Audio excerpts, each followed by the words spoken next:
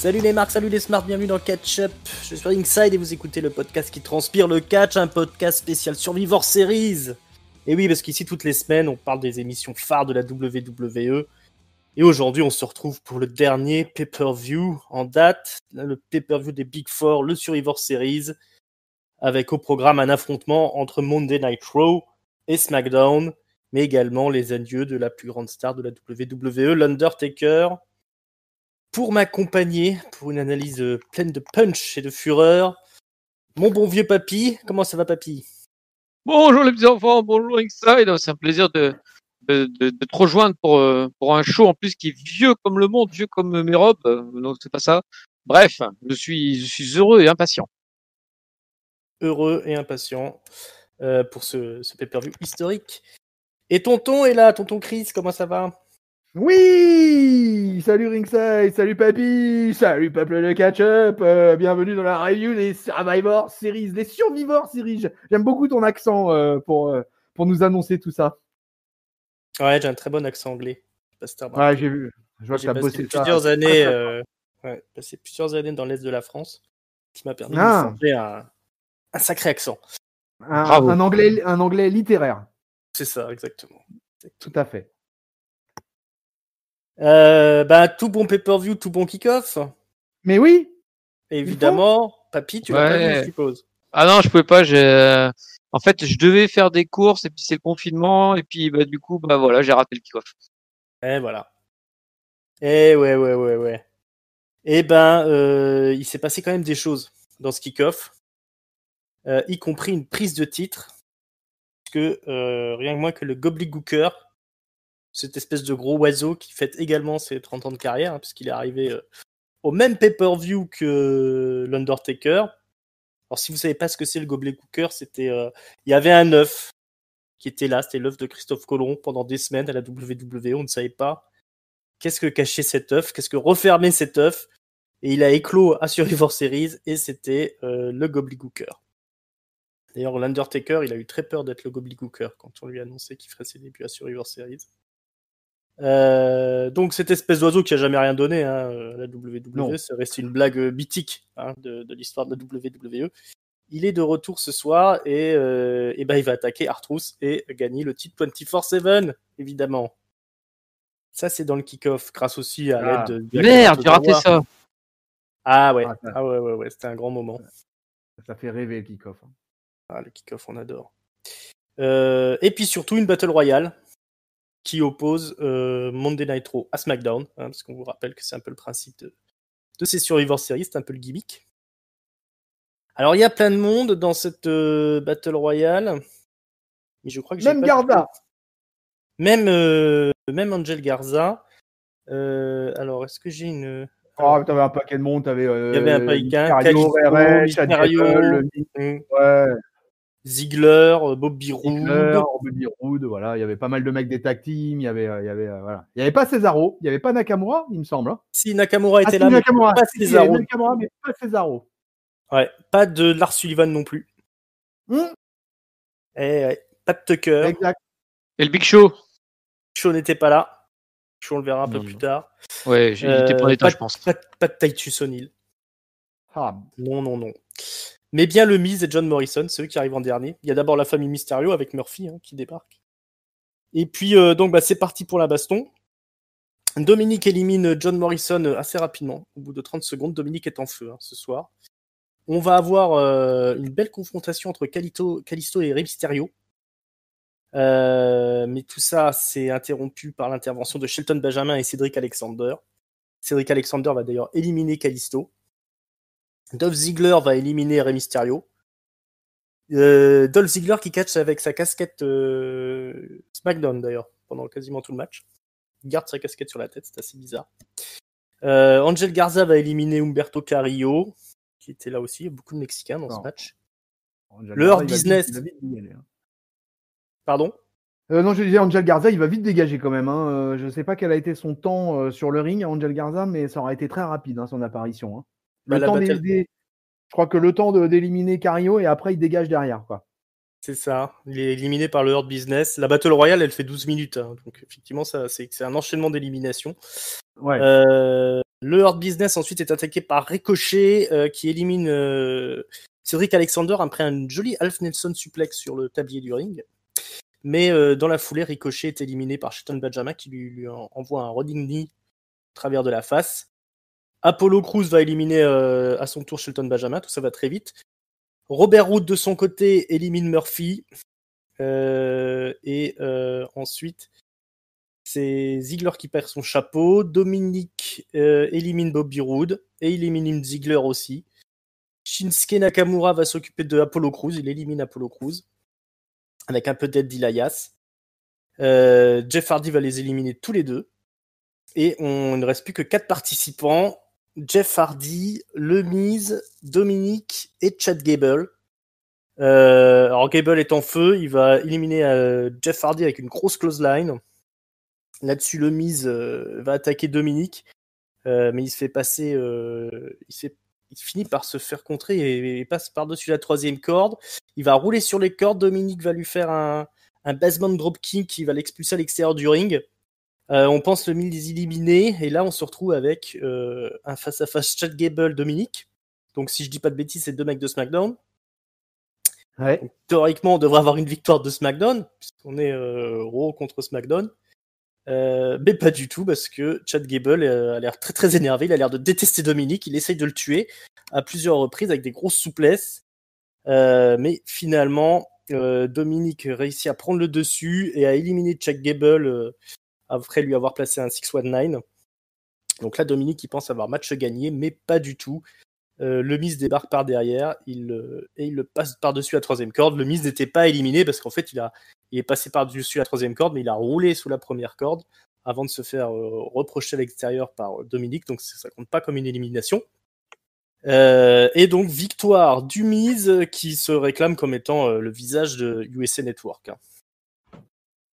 Voilà ce qu'il en est de cette magnifique Battle Royale. Peut-être un petit mot, mon bon tonton.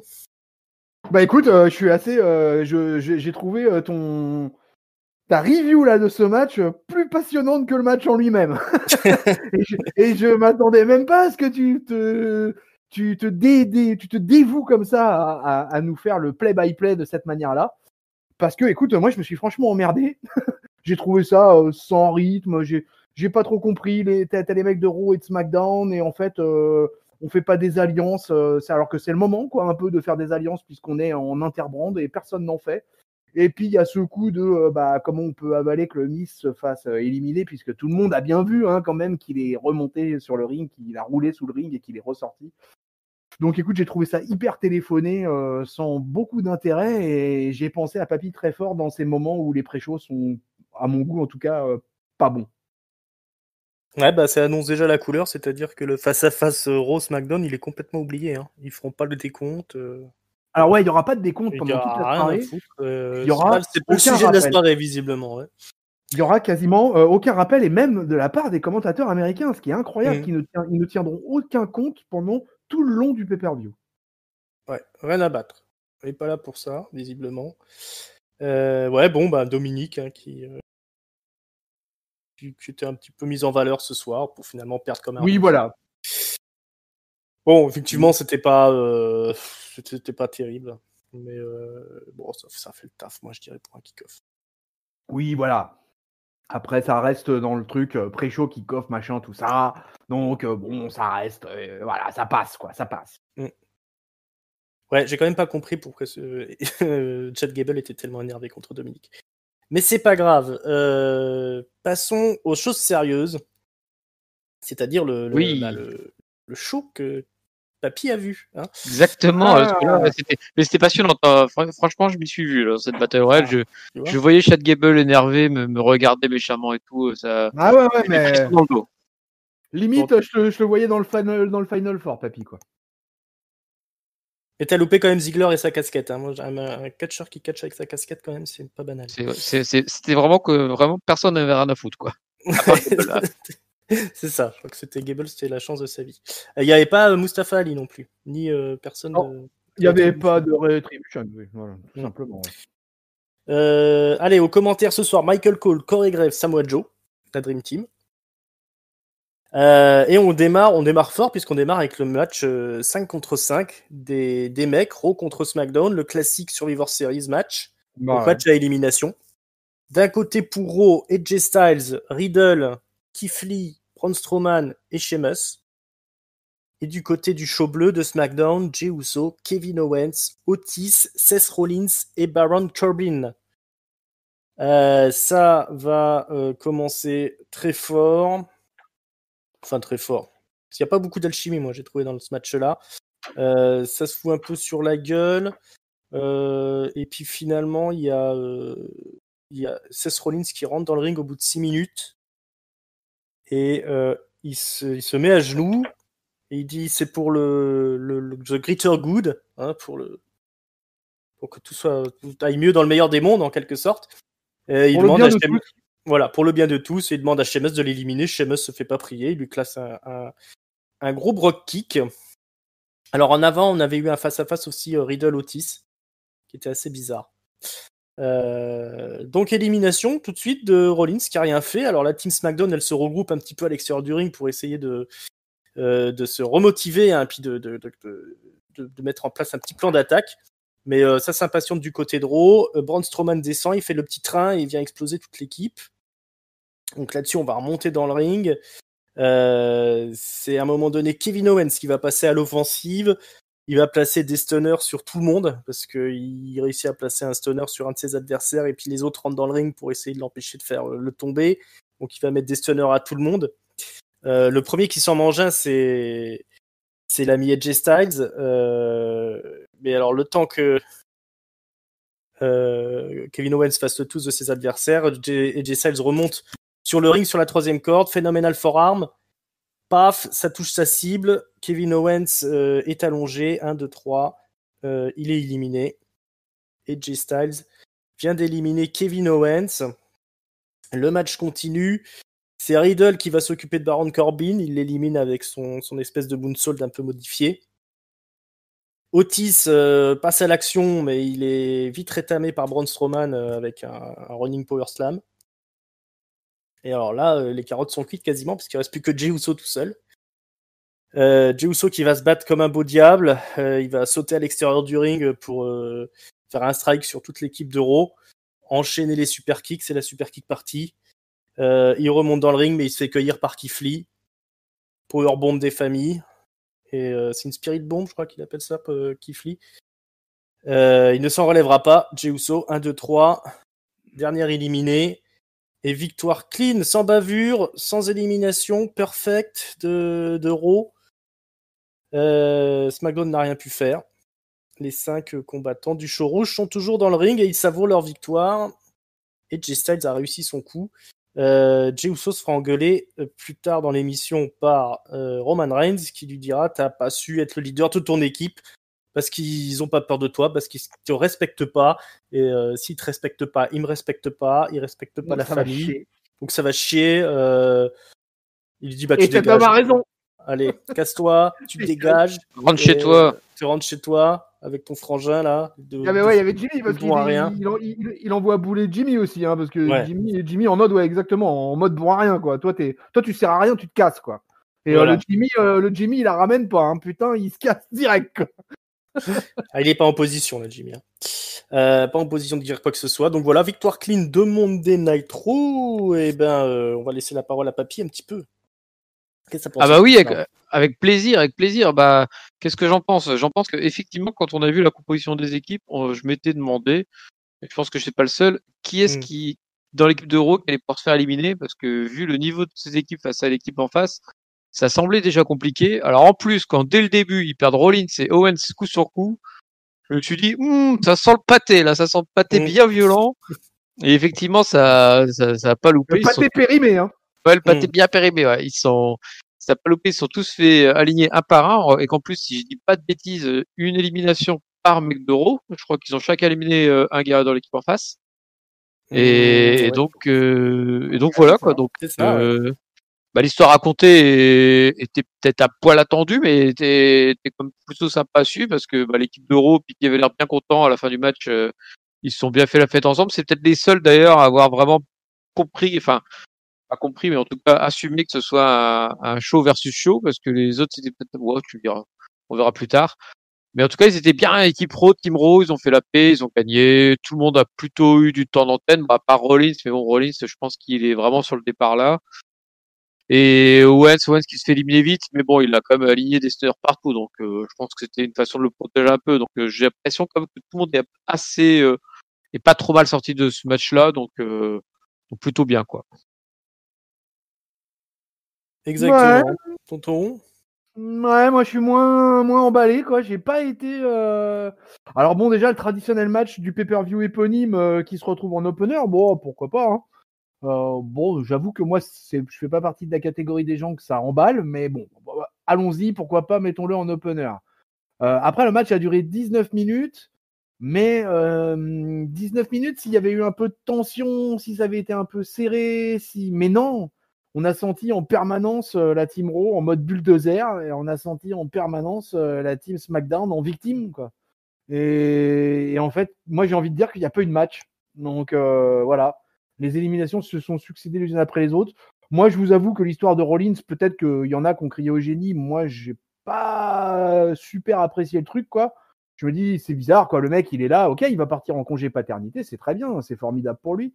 Bah, peut-être que justement, il peut se faire un peu plaisir sur le dernier pay-per-view avant de quelques semaines ou quelques mois d'absence. Et on est aux États-Unis, donc je dirais plutôt quelques semaines et pas quelques mois. Et donc moi, globalement, je suis un peu déçu de cet opener. Hein. Ok, 20 minutes de catch, mais sans suspense et tout était attendu. Alors bien sûr, à partir du moment où on attend une telle domination de Raw, avoir un clean sheet au final, c'est peut-être pas surprenant, effectivement. Mais moi, ça m'a un petit peu embêté, quoi, que le traditionnel match soit rendu compte. Et puis, comme on était tous les trois ensemble déjà pour SmackDown et pour les pronos, je vous avais dit pendant cette review-là que moi, j'espérais bien une petite interview du Taker, une petite interférence, on sait jamais, quoi, un petit. Mais non, il s'est rien passé avec le Taker pour ce traditionnel match. Donc voilà, j'en suis pour mes frais. Eh oui, trop d'espoir placé dans le Taker. Ouais, bon, moi, j'ai trouvé vraiment que dans le déroulé, ça manquait d'alchimie et j'ai encore de grosses réserves sur Matt Riddle que je vais trouver vraiment pas bon dans le match. C'est vraiment pas le meilleur match Survivor Series que j'ai vu de ma carrière. Ils ont suivi le scénario. Ah non, ça c'est sûr. Ouais, ils ont suivi le scénario. Le scénario était plutôt bien ficelé, donc ça va, ça passe. Mais je trouve que dans l'exécution, c'était quand même assez brouillon et encore une fois, j'ai de grosses réserves sur l'ami Riddle, hein, qui a fait pitié quand même. Quand il arrive et qu'il saute pour faire un collier arrière à je sais plus qui, je crois que c'était le Baron. Même les commentateurs se foutaient de sa gueule.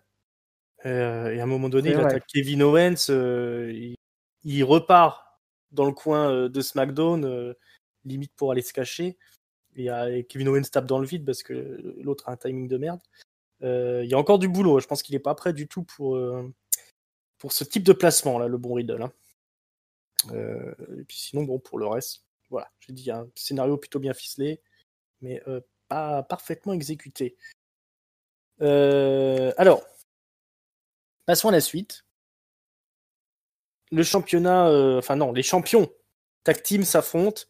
D'un côté, les champions d'Euro, donc ça c'est le New Day, qui débarque en cosplay de Gears of War, le jeu vidéo, puisque ils sont intégrés au jeu vidéo Gears 5 sur les consoles next-gen, je crois. Vous pouvez jouer avec le New Day.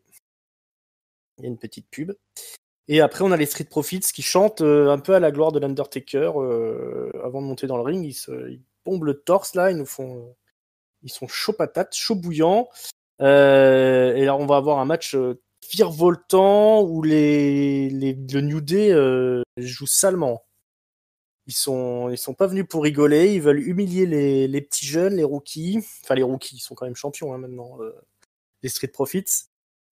Donc ça va, il y a l'ami comment t'appelle-t-il, Montez-Ford qui va pas mal bouffer jusqu'à ce qu'il fasse le hot tag avec comment il s'appelle son pote Angelo Dawkins, voilà.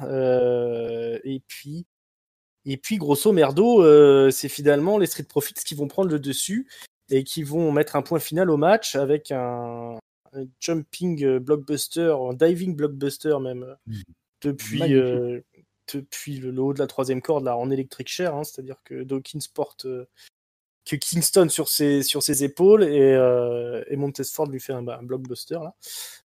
Et ça va suffire à faire le tomber. Ils se seront relevés d'extrêmement beaucoup de tombées, hein, Montesford et Dawkins. Ils seront mangés un peu tous les finishers du New Day, mais ça ne suffira pas. Et c'est bien les jeunes qui gagnent, les Street Profits qui prennent le dessus. Victoire donc des Street Profits. Qu'est-ce que tu as pensé de ce match, Tonton? Alors là, pour le coup, vachement plus emballé que l'opener. C'était un excellent match, un des meilleurs matchs tag team de l'année. Enfin, à mon goût, encore une fois. Voilà, vraiment, moi j'ai été emballé, quoi. Les New Day étaient presque les heels du match. Et comme tu l'as signalé aussi, ils ont les Street Profits, il y a eu beaucoup de near fall. Et ça a été, enfin, au contraire du premier match, là, il y avait beaucoup de tension. Il s'est passé plein de trucs dans le ring. Il y avait de la vraie intensité. Je pensais que les New Day allaient gagner, que c'était les vétérans qui allaient, enfin les patrons de la tag team depuis des années qui allaient un peu montrer aux jeunes un peu ce qui se passe. Et en fait, c'est chapeau, les New Day ils mettent over, ils job pour le Street Profits. Donc moi je dis voilà, félicitations. Et puis encore une fois, voilà, ce que tu l'as bien signalé, hein, ce blockbuster, mais superbe quoi, qui passe sur Xavier Woods là, c'est vraiment un move vraiment impressionnant quoi. Et puis voilà, j'ai bien aimé après la fin l'ambiance entre les quatre, les New Day qui félicitent les Street Profits et tout. Voilà, ça se check, ça respecte pas les gestes barrières, ça se hug et c'était très bien, vraiment un très très très bon match quoi. 14 minutes 5 d'un des grands dans le match tag team, j'ai eu à la fin du match, voilà, mon premier truc ça a été de me dire ça fait combien de temps que j'avais pas vu un aussi bon match tag team que ça en pay-per-view quoi. Ouais, très très bon boulot. Papy, tu as du même avis? Oui, je suis plutôt du même avis. En fait, j'ai un peu la réponse sur depuis combien de temps on n'a pas vu un aussi bon match actif. Je me demande si on en a déjà eu beaucoup cette année en fait, parce que c'est l'année l'annus horribilis sur les divisions tag team. Et en fait, je me faisais la réflexion de est-ce que c'est pas aussi lié au fait qu'on a eu une grosse absence des New Day cette année, avec pas mal de blessures. Et en fait, on se rend compte qu'une fois qu'ils sont là, d'un coup, la scène tag team se réveille un peu et là, ils ont vraiment fait le job pour les Street Profits qui, eux, ont été là toute l'année, mais là, comme les 3/4 du temps à rien foutre, hormis faire des promos ou faire les cons. Et donc là, les New Day, alors je pensais aussi que les New Day allaient gagner, puis au final, ils ont fait le job en prenant la partie heal du combat et en multipliant les finishers pour que les autres aient se relever de manière impressionnante. Et puis voilà quoi, donc voilà, c'est bon job des New Day, bon match. Je félicite les Street Profits, mais je pense vraiment que les New Day c'est un peu la colonne vertébrale de tout ce qui se fait en tag team à WWE maintenant. Il y a plus, s'ils sont pas là.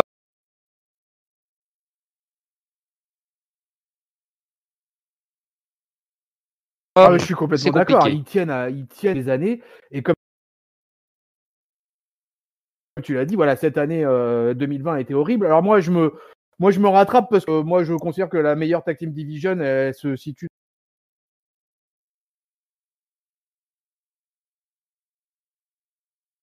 dans une petite fédération qui s'appelle la All Elite Wrestling, où vraiment là, je me régale. Et donc, quand je vois un match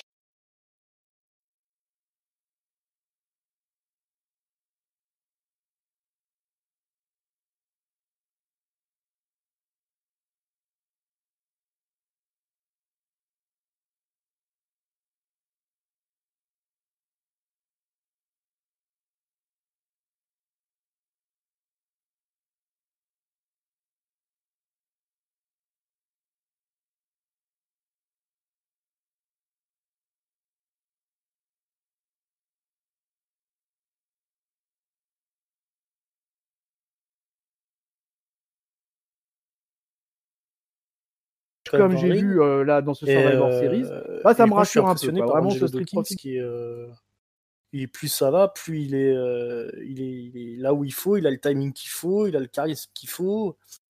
Quand il revient dans le game, généralement, il est super impressionnant.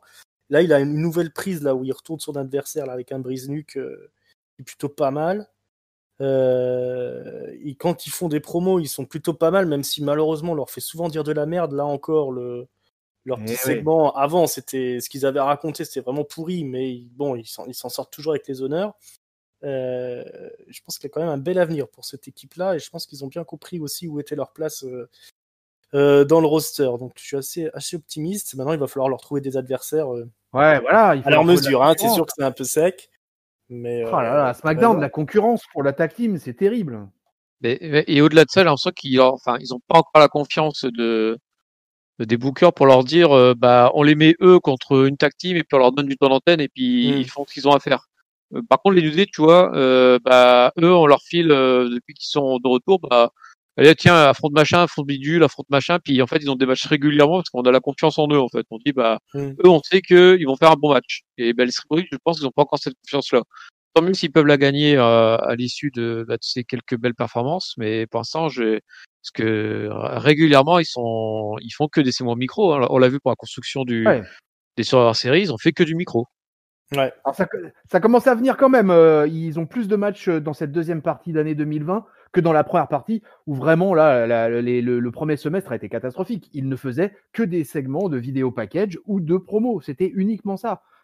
Si vous vous rappelez bien, en janvier, février, trucs comme ça, on n'arrêtait pas de se plaindre sur les Raw et tout parce que les mecs en fait apparaissaient, étaient assis derrière une table ou quelque part dans le locker room, parlaient 3 minutes et puis c'était terminé quoi. Voilà quoi, ça s'arrêtait là. Ils faisaient les speakerines. Ouais, ils faisaient les speakerines, tout à fait. C'était exactement ça. Ils faisaient les speakerines. Alors que les mecs sortaient d'un titre à NXT, ils faisaient partie des super équipes de NXT. Voilà, pour ceux qui suivaient dans la branche jaune et noire, c'est vrai qu'au départ, l'arrivée des Street Profits dans le main roster, ça a été compliqué. On s'est dit, ça y est, ils sont victimes du syndrome de la montée NXT main roster. Mais ça va mieux. Voilà, on va être fixé si vendredi ils ont droit à un match. Ouais. Espérons. Voilà, en tout cas, très très gros match, hein, un des matchs de l'année, hein, j'ai envie de dire, cet affrontement-là. Dans le tag team, en tout cas, ouais. Clairement. Pas à rougir face à un FTR Young Bucks, hein, si je puis me permettre. Pas à rougir, mais quand même, le FTR Young Bucks, c'était quand même de grande qualité à mon goût, mais bon. Forcément, tu mets les Revivals et les Young Bucks face à face, ça peut que donner un bon match. Et même les Young Bucks, la semaine dernière, ils ont affronté aussi une équipe de jeunes, là, de deux frères aussi, là. Qui me semble très prometteur aussi. Alright. On en reparlera. On en reparlera. Allez, encore un affrontement interbrand. Le champion intercontinental Sami Zayn affronte le champion US Bobby Lashley. Lashley qui vient accompagné de tout le Hurt Business en joli costard. Donc MVP, Cedric Alexander, Shelton Benjamin. Sami Zayn, lui, il n'a plus de potes, donc il vient tout seul. Et il va se faire malmener par Lashley. Alors, il va tenter toutes sortes de manœuvres pour réussir à gagner le match en magouillant un petit peu. Hein, il va dire qu'il a des comment on appelle ça, tout essayé. Des vertiges. Des vertiges. Ouais. Voilà, ça rappelle un peu ce qui lui était arrivé à l'époque dans leur premier affrontement il y a quelques années. Il va essayer de se faire frapper par les mecs du Hurt Business, mais tout ça ne fonctionnera pas. À la fin, il va essayer de s'enfuir et puis il va se faire lui-même accroche-pied par MVP en disant regardez, il m'a fait accroche-pied, il faut le disqualifier. Mais finalement, MVP va le remettre dans le ring. Il va se faire choper par Lashley qui va lui placer sa full Nelson et il sera obligé d'abandonner. Victoire de Bobby Lashley. 7 minutes 47 de match. Alors bon, franchement, il n'y avait pas beaucoup de catch, mais il y avait un Sami Zayn qui était là pour la déconne, qui était là, qui a joué le jeu. Moi, je me suis bien amusé dans ce match, perso. Je laisse la parole à Tonton. Pareil. Moi aussi, c'était fun. Voilà. D'un côté, le Bobby Lashley qui lui veut avoir un vrai combat de catch, quoi, qui veut tout défoncer entre les cordes, et de l'autre côté, le fourbe qui arrête pas de tourner dans tous les sens, qui essaye de récupérer de la DQ dans tous les sens auprès du Hurt Business, qui arrive pas, et voilà, et qui raconte des conneries et qui fait n'importe quoi. Bon, moi, franchement, le coup du croche-patte volontaire avec MVP, moi j'ai trouvé ça génial, quoi. Et voilà, il m'a fait poiler en fait, donc c'était presque un match de comédie wrestling, quoi. Sauf que quand Zayn a été de temps en temps à la pogne de Bobby Lashley, ça s'est quand même mal passé pour Zayn, hein, parce que Bobby Lashley fait quand même très très très très mal ces derniers temps, quoi. Donc à chaque fois qu'il a été donné en pâture à Lashley, ça s'est mal ça se passait mal, quoi, pour Zayn. Et puis finalement voilà, ça part en cacahuète avec une bonne full Nelson. Et voilà, écoute, un match de 8 minutes, quoi. Et pour le coup, encore une fois, un match que j'ai plutôt bien apprécié. Et je m'attendais pas à un match très long en plus, donc c'est ce qui s'est passé. Et Zayn dans toute sa splendeur. Allô. Ah oui, mais je vous ai perdu là. Non, je buvais tes paroles et j'étais pas j'hésitais à ce que j'allais dire en fait, mais je suis d'accord sans être d'accord. C'est-à-dire que j'ai bien aimé effectivement que Zayn fasse toute la carte du mec du mec tellement heel qu'il en est ridicule, tellement peureux qui veut pas se battre et qu'il en est ridicule. Donc ça, j'ai pas de souci avec ça. Les autres ont plutôt fait bien leur partition. Mais en fait, j'ai un souci avec ce match, c'est qu'il arrive trop tôt, je trouve. Tu sais, sinon c'était plus une respiration. Ça aurait dû être. J'aurais bien vu avant le main event, tu vois. En respiration, on déconne un peu, puis après on enchaîne sur le main event. Là, il arrive trop tôt, donc je suis pas totalement rentré dedans. Et au final, pour un truc qui aurait dû être une respiration un peu fun, ça s'est plutôt transformé en je m'en fous et j'attends un peu de voir la suite, quoi. Donc voilà. Donc j'ai rien contre ce qu'ils ont produit, mais par contre, je trouve qu'il était mal placé dans la carte et ça m'a fait respirer, alors que j'étais pas encore trop emballé par le pay-per-view à ce moment-là, quoi. Ouais, surtout qu'on sent quand même assez vite que Sami Zayn ne s'échappera pas, quoi. Qu'il sera obligé de perdre ce match-là. Quand on le voit piégé par le Hurt Business, on se dit qu'il aura beau tester toutes ces manigances, ça passera pas ce soir parce que le Hurt Business est quand même un peu plus malin, quoi.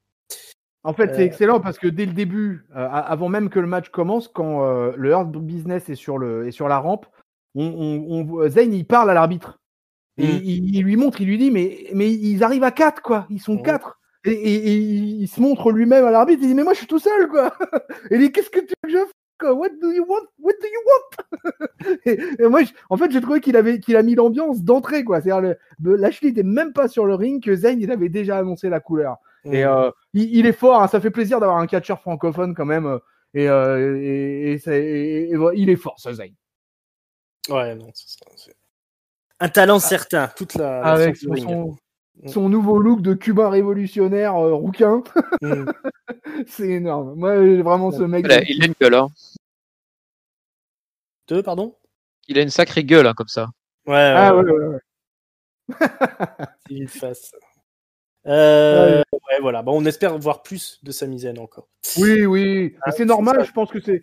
Ouais, c'était normal, je pense que cet affrontement, ils sont un peu escamotés, quoi. Je m'attendais pas, tu vois, le match entre champion US et champion intercontinental, je m'attendais pas à un 5 étoiles, là, tu vois, et à un match de 20 minutes, quoi. Donc ça passait, quoi. Alors, un match que j'attendais avec impatience, Sasha Banks contre Asuka, la championne de SmackDown contre la championne de Monday Night Raw. 13 minutes de match qui est visiblement dirigé par Sasha Banks, hein, qui prend un peu l'ascendant sur Asuka tout au long du match. C'est beaucoup de contre, voilà, de à toi à moi. Quelques coups de pied bien placés, quelques météoras. Et finalement, c'est Sasha Banks qui gagne sur un enchaînement de roll-up où elle prend le dessus sur Asuka. C'était un match qui était propre, mais on sent que elles n'étaient pas là pour voler le show ce soir, je dirais. Est-ce que tu es du même avis, Papy, ou est-ce que tu as ça plus à ton goût? Oui, alors c'était un match qui était pas du tout dégueulasse techniquement, j'ai trouvé qu'elles étaient justement, comme tu disais, à pas mal de comptes, pas mal de soumissions, pas mal de à toi à moi et voilà, beaucoup d'échanges, apparemment de domination, j'ai trouvé tout équilibré, pas vraiment de personnage heel, pas vraiment de personnage face. Je pensais vraiment qu'Asuka allait partir en full heel avec intervention et tutti quanti. Au final, non, ils ont plutôt fait un match un peu comme une démo de catch en fait. Voilà ce qu'on sait faire. Donc c'était pas. Alors il y avait pas toute façon, on en avait parlé en parlant de SmackDown. Il y avait aucun background sur ce match-là. Ils avaient rien construit comme histoire. Et donc finalement, le match est un peu le reflet de ce qu'ils n'ont pas construit. C'est-à-dire que comme ils avaient aucune histoire à raconter à travers ce match, et ils ont juste fait une démonstration d'un match de catch et de leur technique en fait. Donc c'était pas désagréable à voir. Moi, je plutôt suivi ça avec intérêt, mais sans passion. Voilà. C'était intéressant à voir, mais pas de quoi s'enflammer, quoi. C'est ça, on attendait que ça décolle, puis ça décollait pas trop, sans public. Toujours un petit peu difficile en plus sur un cas de figure comme ça. Tonton, ton avis? Parce que peut-être l'enjeu n'a pas été mis assez en avant par rapport au comptage, tu vois, c'était peut-être le manque de comptage, parce que au moment où Sasha Banks gagne ce combat face à Asuka, mine de rien, ça fait 3-2, tu vois, si on avait tenu le compte de manière traditionnelle. Et donc du coup, je pense que les commentaires, tout ça n'a pas été assez appuyé. Enfin, ça n'a même pas du tout été appuyé, parce qu'on n'en a même pas parlé. Et moi, je vous trouve, finalement, je suis assez étonné, parce que je vous attendais un peu plus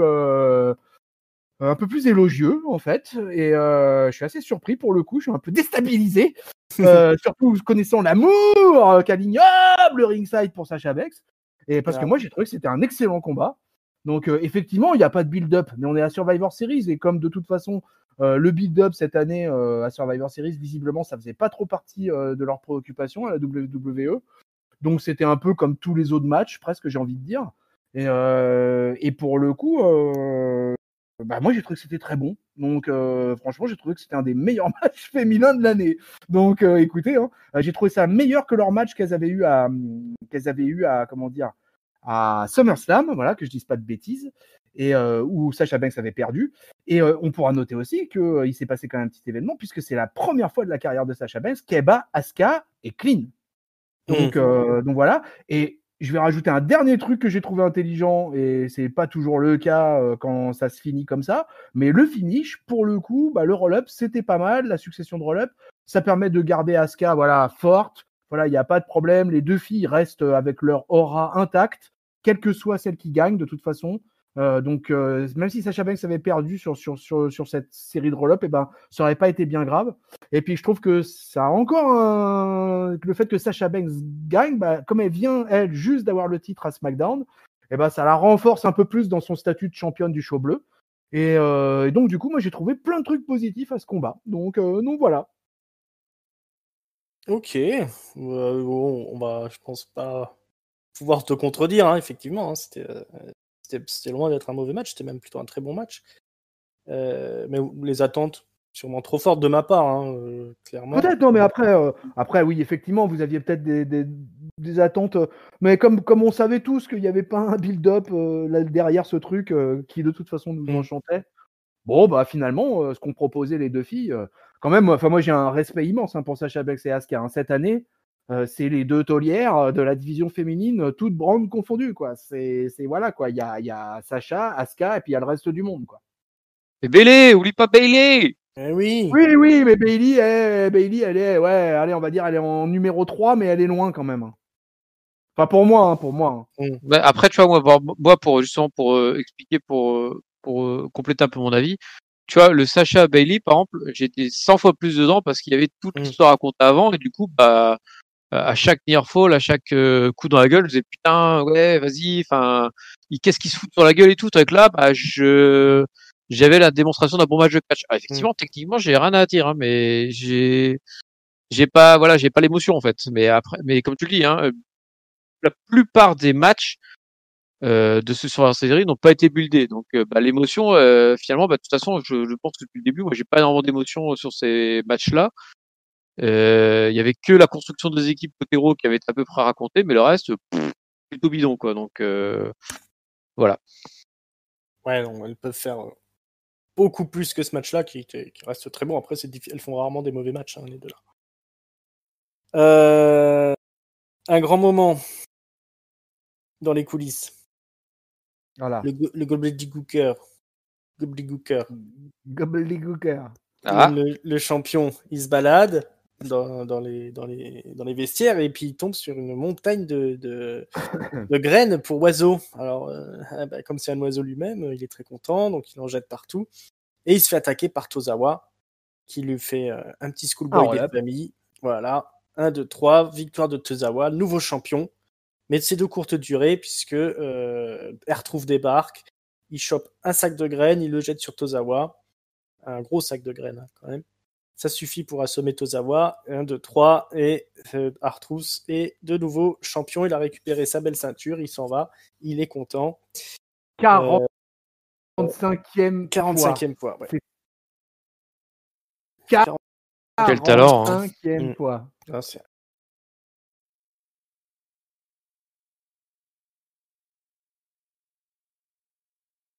incroyable.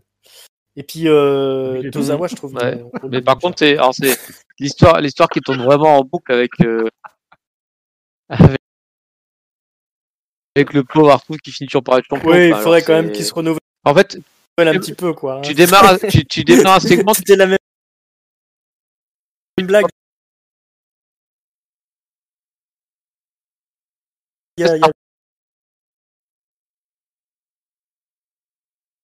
Ça va arriver à bout d'un moment. C'est le running gag, c'est la ceinture running gag de la WWE. Voilà, c'est comme ça. Et puis même Tozawa, tu vois même pas sa gueule quoi. Ils ont un arbitre ninja. Non, il faut se renouveler. Hein, ils ont un arbitre ninja qui compte pour Tozawa. En fait, c'est ça qui est bon. Enfin, ça sert à quoi qu'il ramène son propre arbitre si c'est pour l'aider? Ce boulet. Ouais. Ça n'a aucun sens. Ah ouais, non, aucun. Ouais. Ne cherchez pas du sens là-dedans parce que de toute façon, là, je crois que c'est peine perdue. Mais de toute façon, on a senti le silence hein, quand t'as fait ton résumé, c'était fou. C'est navrant. Allez, on va chez les filles. Hein, parce qu'on parlait, il n'y a pas de build-up, il n'y a pas de build-up. Ben là, ça fait 2 mois qu'il est construit ce match-là. Voilà, allez, on va raconter quelque chose à dire en plus. Bayley est apparu vendredi. C'est ça. Dans la pub, voilà. Du côté de SmackDown, donc Bayley, Bianca Belair, Natalya, Ruby Riott et Liv Morgan affrontent du côté de la Team Raw Nia Jax et Shayna Baszler, les championnes, hein, tag team. Lana, Lacey Evans et Peyton Royce. Donc du lourd, du très lourd. Hein, y a du talent entre les cordes là. Et c'est parti donc pour un gros match. La première éliminée, c'est Bayley après 9 minutes 58 de match quand même, qui est éliminée par Peyton Royce. Alors après une séquence quand même assez impressionnante où Bayley va, après avoir éjecté Peyton Royce à l'extérieur du ring, elle va tenter une descente du coude sur toute la team féminine depuis le coin du ring, mais elle est contrée et elle est placée dans un superplex par, je crois que c'est Peyton Royce qui lui fait le superplex. Et elle s'écrase au sol sur toute la bande de gonzesses. J'ai eu peur pour Bayley, vraiment. Alors, ce qu'il faut savoir quand même, c'est qu'au début du match, il y a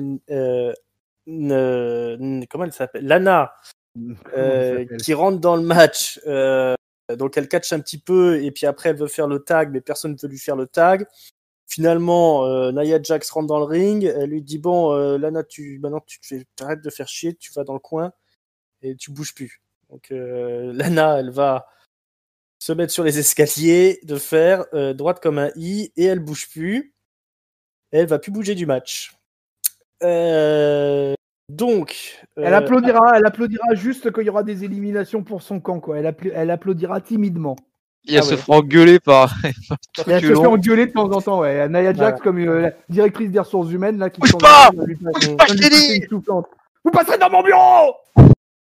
Traité comme une merde avec en plus son rouge à lèvres qui a coulé. Qui bave.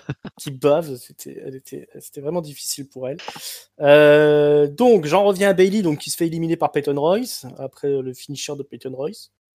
Là-dessus, il y a Natalya qui rentre dans le ring, qui va éliminer Peyton Royce, avec le sharpshooter des familles. Lacey Evans. 2020, le sharpshooter. On arrive encore à gagner un match avec un sharpshooter. Après avoir raté une soumission, hein. Ils ont fait un beau botch. Des très beau botch. Il y a une oreille à foison dans ce match. Lacey Evans donc met le woman's right, son coup de poing. C'est pas trop dur à faire, ça, un coup de poing. Donc, dans la phase de Natalya, Natalya éliminée. Donc, j'avais dit, Natalya, elle a quand même resté 12 minutes dans le match, mais elle a servi quasiment à rien. Son histoire de je suis la dernière à me qualifier. Voilà, tout ça pour rien. Ensuite, qu'est-ce qui se passe? Ruby Riott qui va essayer de prendre le dessus sur Shayna Baszler, mais Shayna Baszler va la coincer dans sa prise de soumission.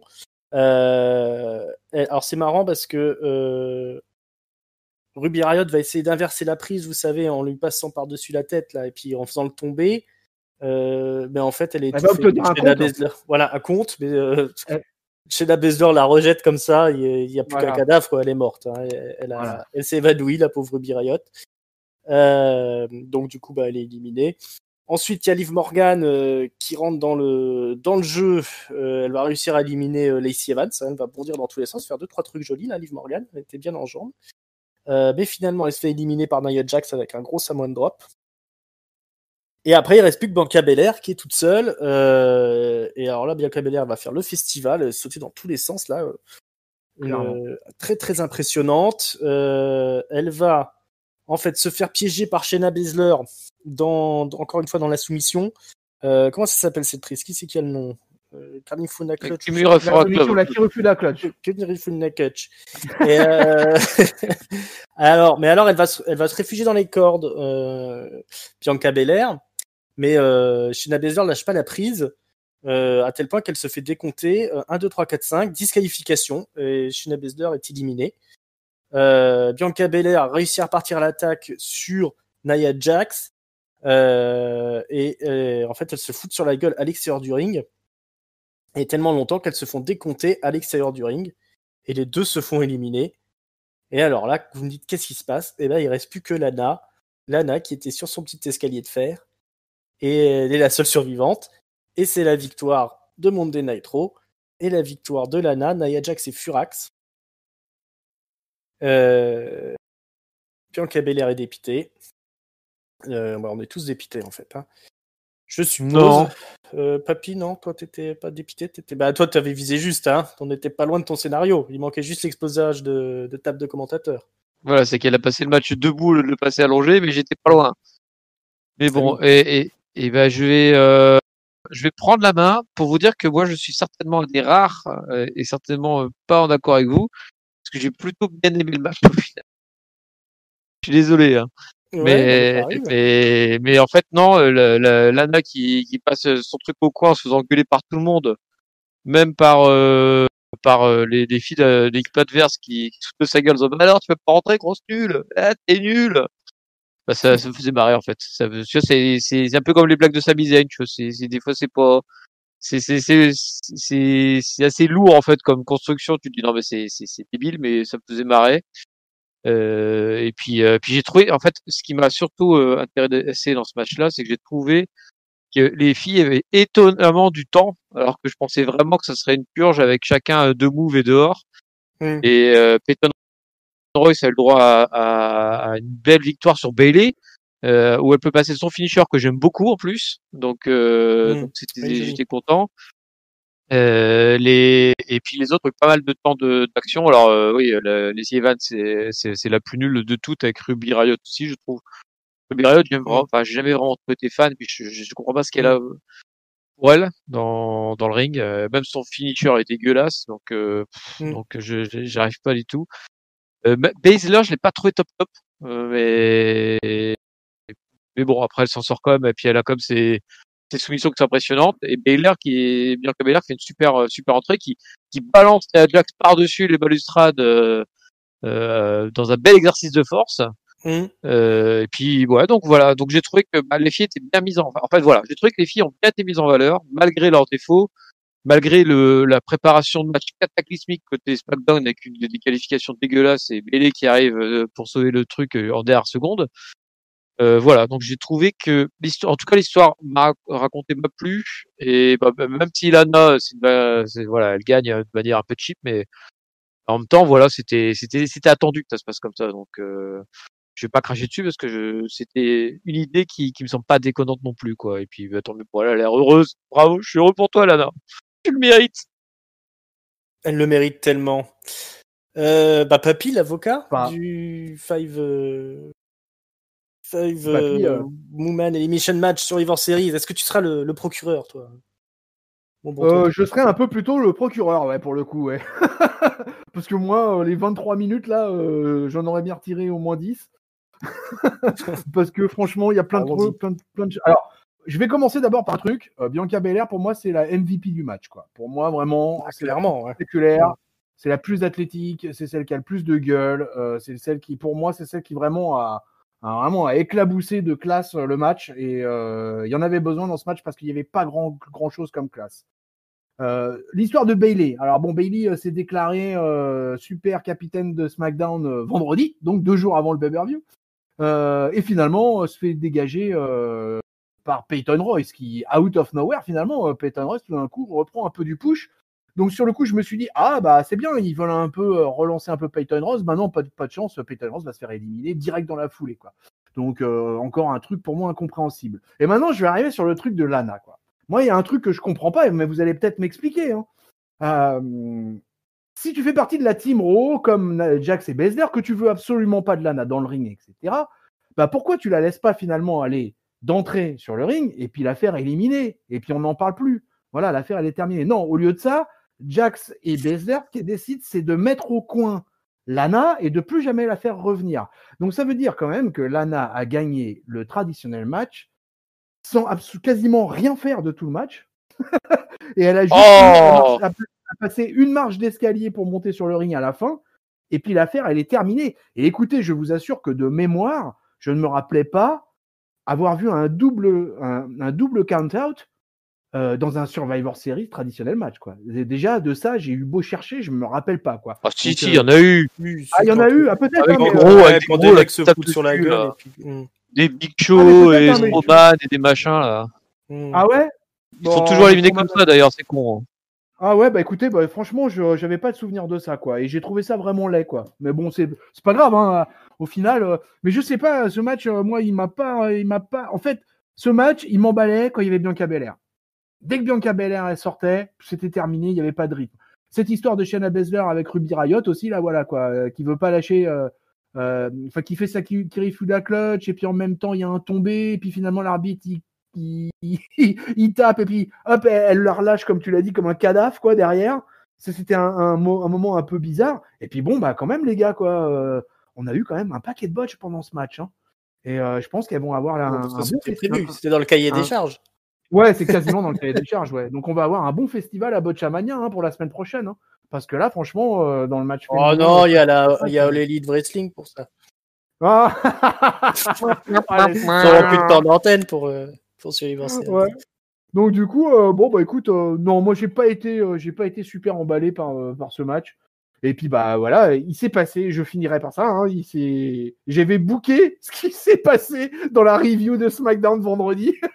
Et franchement, de tout mon cœur, j'espérais que ça allait pas arriver. Et voilà, c'est ce qui est arrivé, quoi. Lana, vainqueur des Survivor Series. Survivor! D'ailleurs, si vous n'avez pas écouté notre pré-show du Survivor Series, hein, n'hésitez pas, hein, c'est toujours en ligne. On fait des recaps de Raw et de SmackDown et les pronos. Ça vaut le coup d'être réécouté a posteriori. Moi, je suis plutôt quand même de l'avis de Papy, hein, au final. Hein. Bon, je trouvais que le début de match c'était quand même assez mauvais. On s'attendait de toute façon à une purge. Il y a des filles qui sont quand même assez limitées, effectivement. Ruby Riott. Moi, en plus, on m'a tellement saoulé avec Ruby Riott avant qu'elle débarque à la WWE. Ah oui, vous allez voir. Comment elle s'appelait, Heidi Loveless, c'est comme ça qu'elle s'appelait dans les indies. Elle est excellente, bien mieux que Charlotte et compagnie, machin. Elle n'a jamais rien prouvé, la pauvre. Hein. Maintenant, je trouve que, bon, ils ont été au bout de leur délire avec Lana. On était obligé de passer par là. Mais au niveau de l'écriture, c'est aussi plutôt, moi je trouve, rondement mené. Alors effectivement, ouais, on peut dire c'est pas très cohérent. Ils avaient autant la laisser catcher et perdre, mais bon, c'est deux heels, hein, Nia Jax et Shayna Baszler, elles sont pas là pour être intelligentes, donc. Ça, je le confirme. Voilà. Elles ont fait elles ont perdu.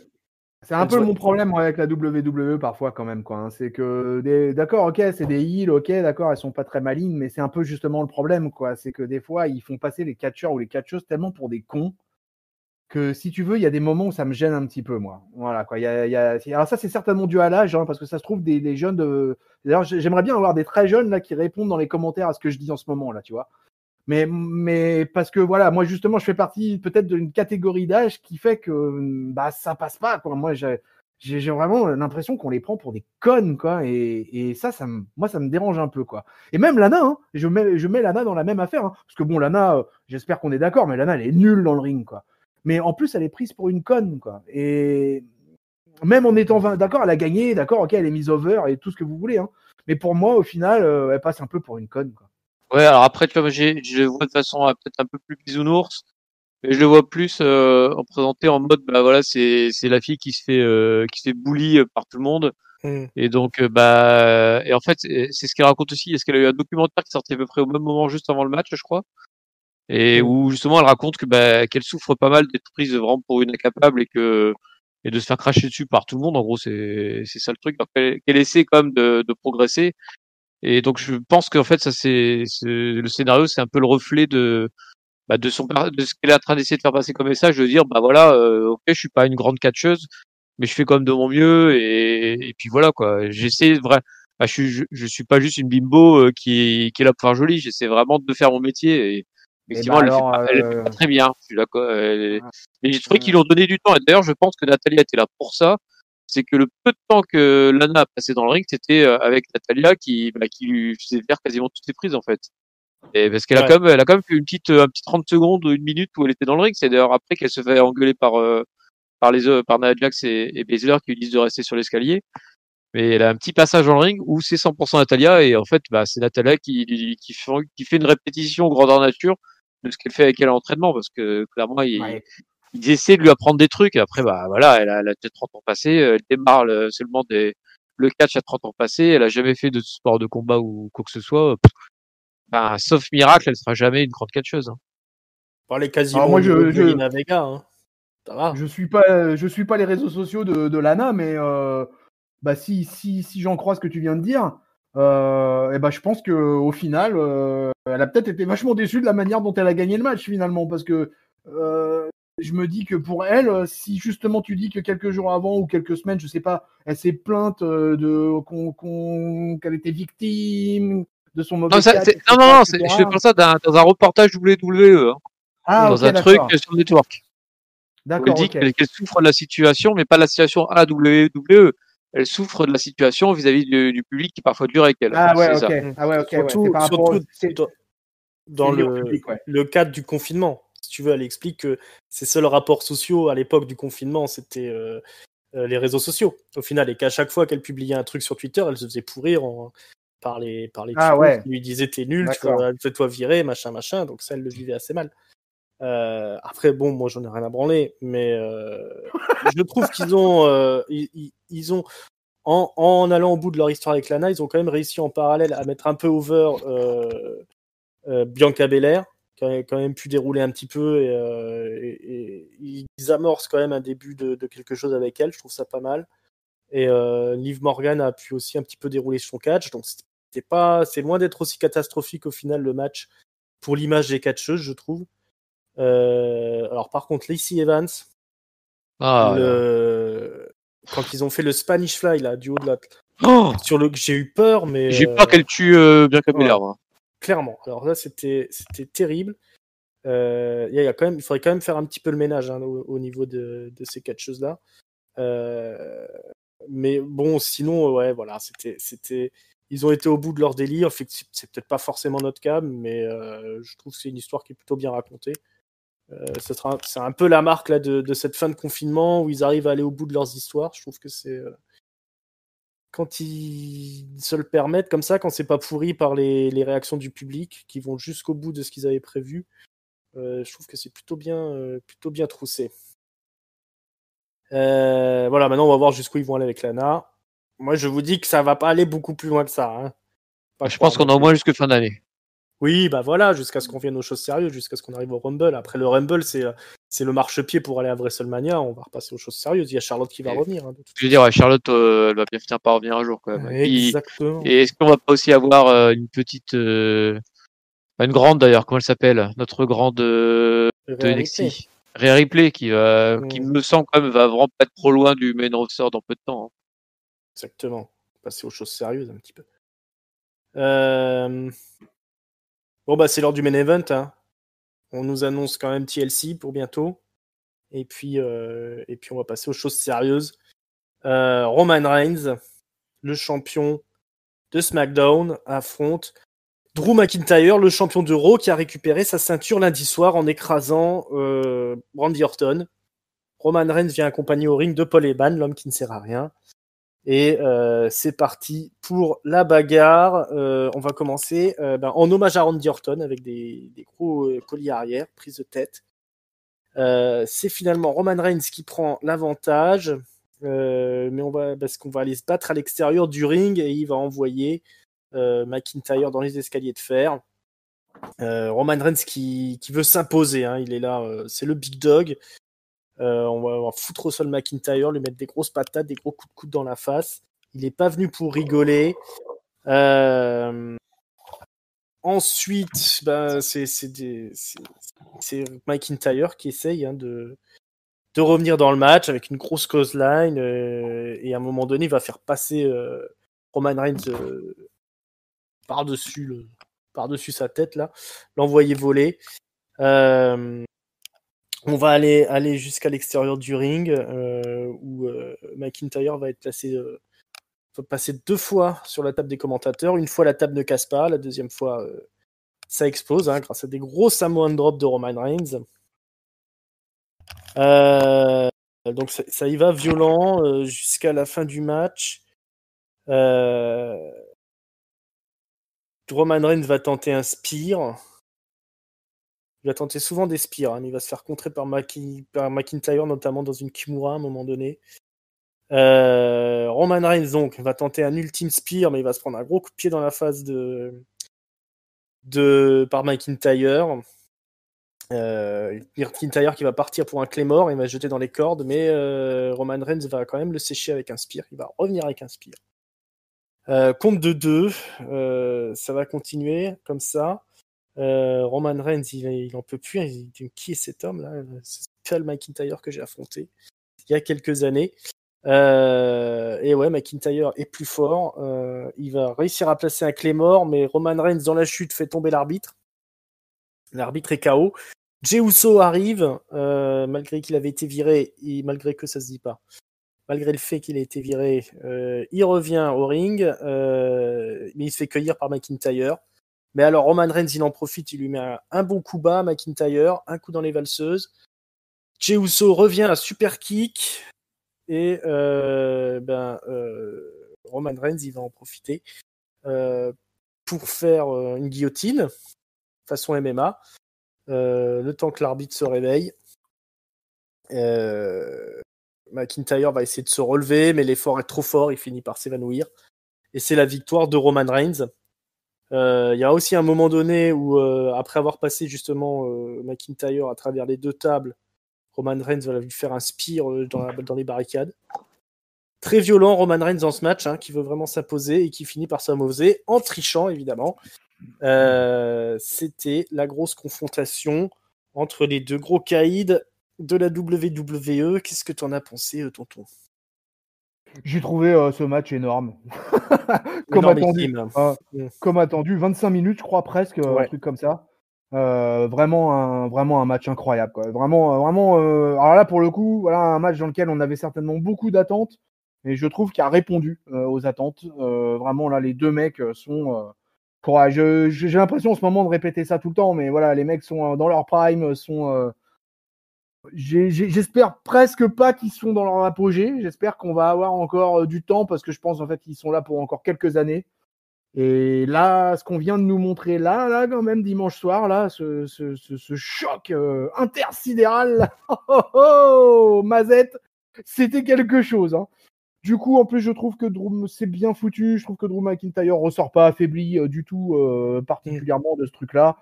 Roman Reigns, c'est tellement, mais au-dessus il a l'air de planer dans une autre stratosphère là en ce moment là, le Roman Reigns là, donc c'est tellement incroyable. Il continue en plus à être un salopard ultime, puisqu'il va quand même se permettre de coller un low blow dans les castagnettes au bel homme, quoi, et ça se fait pas.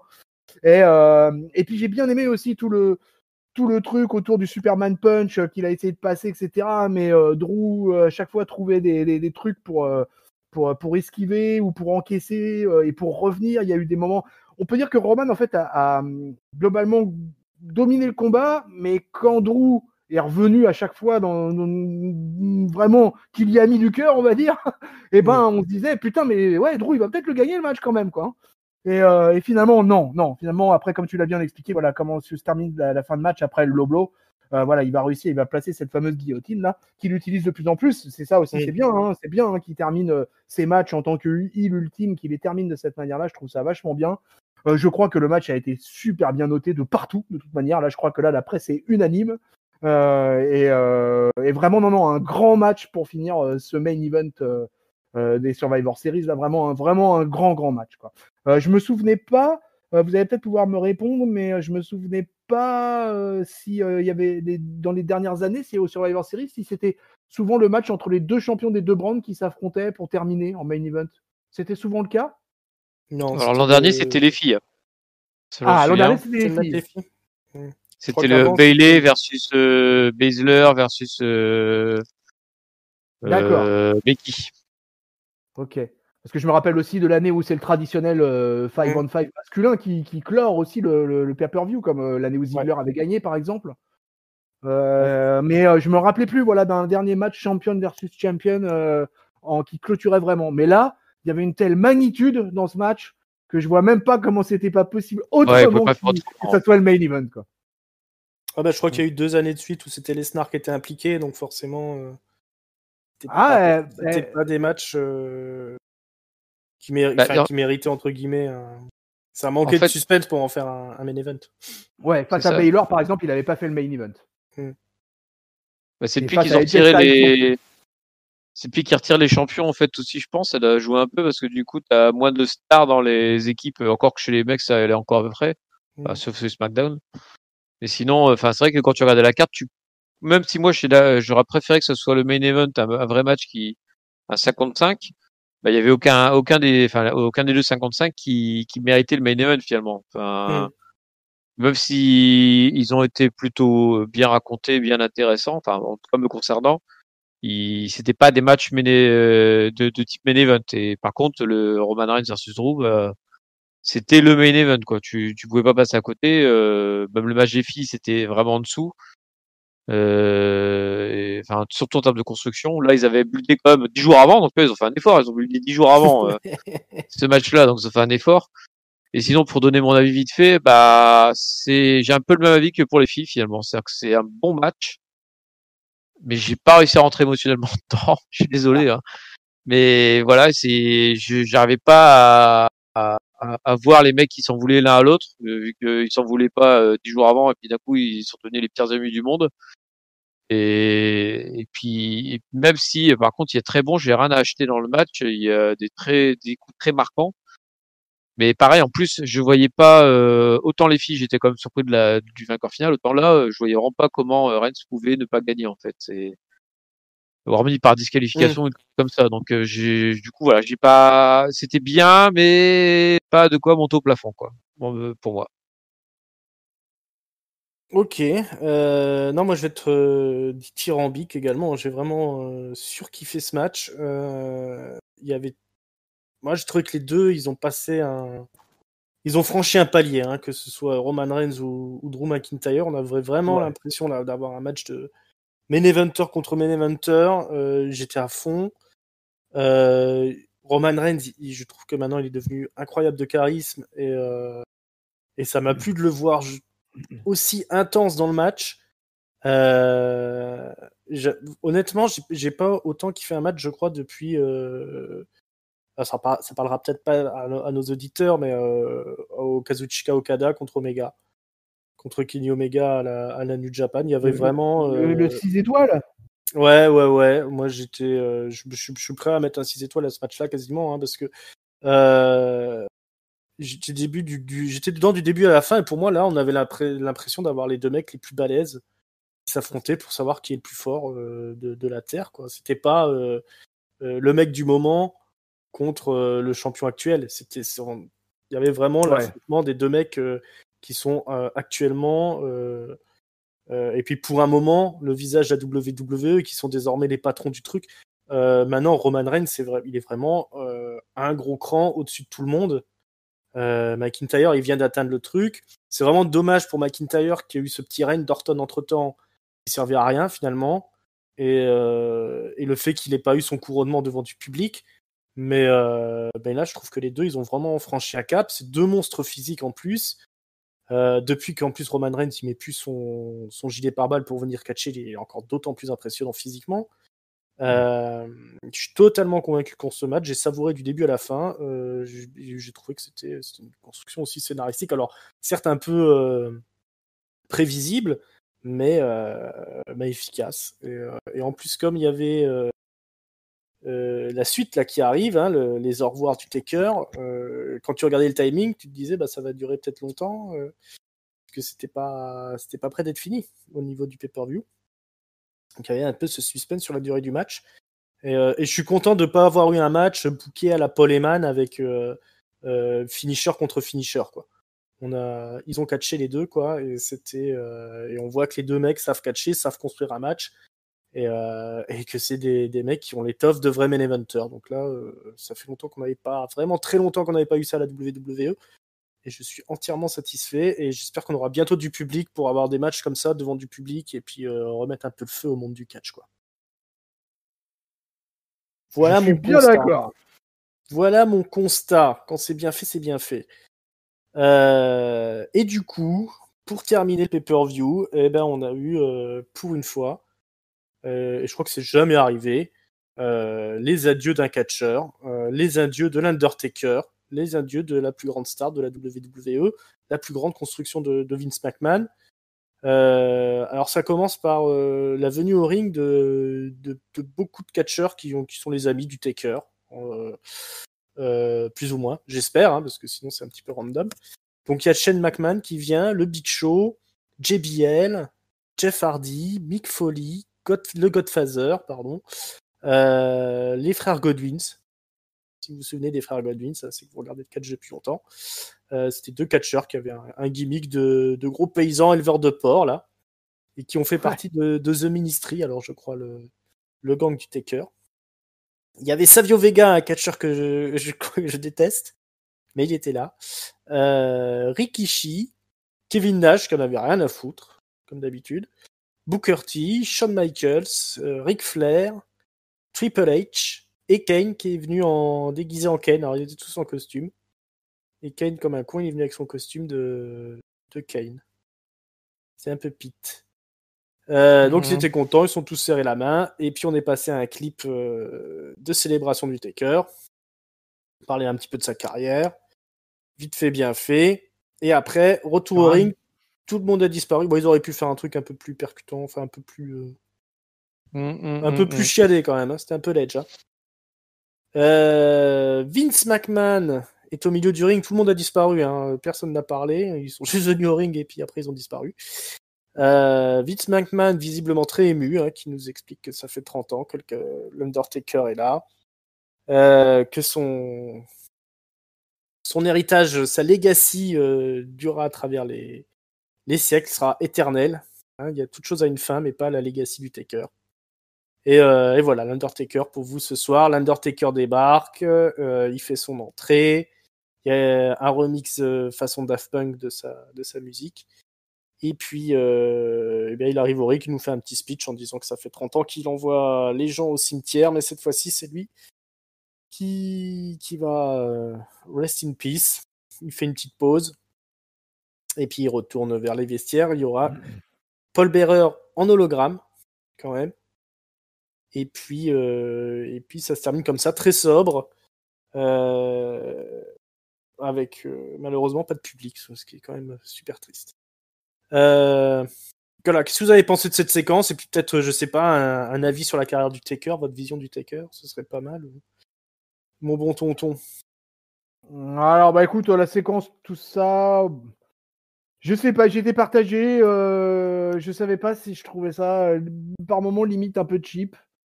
Et en fait, j'ai été déçu que le Taker n'intervienne pas pendant le pay-per-view.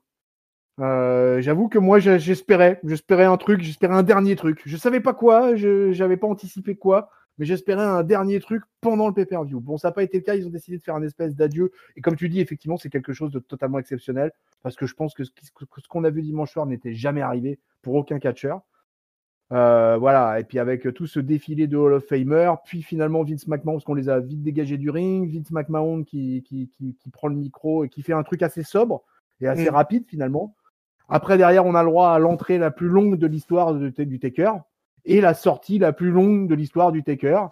Entre les deux, on aura eu un petit speech, on aura eu l'hologramme de Paul Bearer, et voilà. Et c'est bizarre, hein, parce que en fait, en même temps, j'étais quand même ému. Donc, ça m'a. Ouais, c'était bizarre comme sentiment. Hein.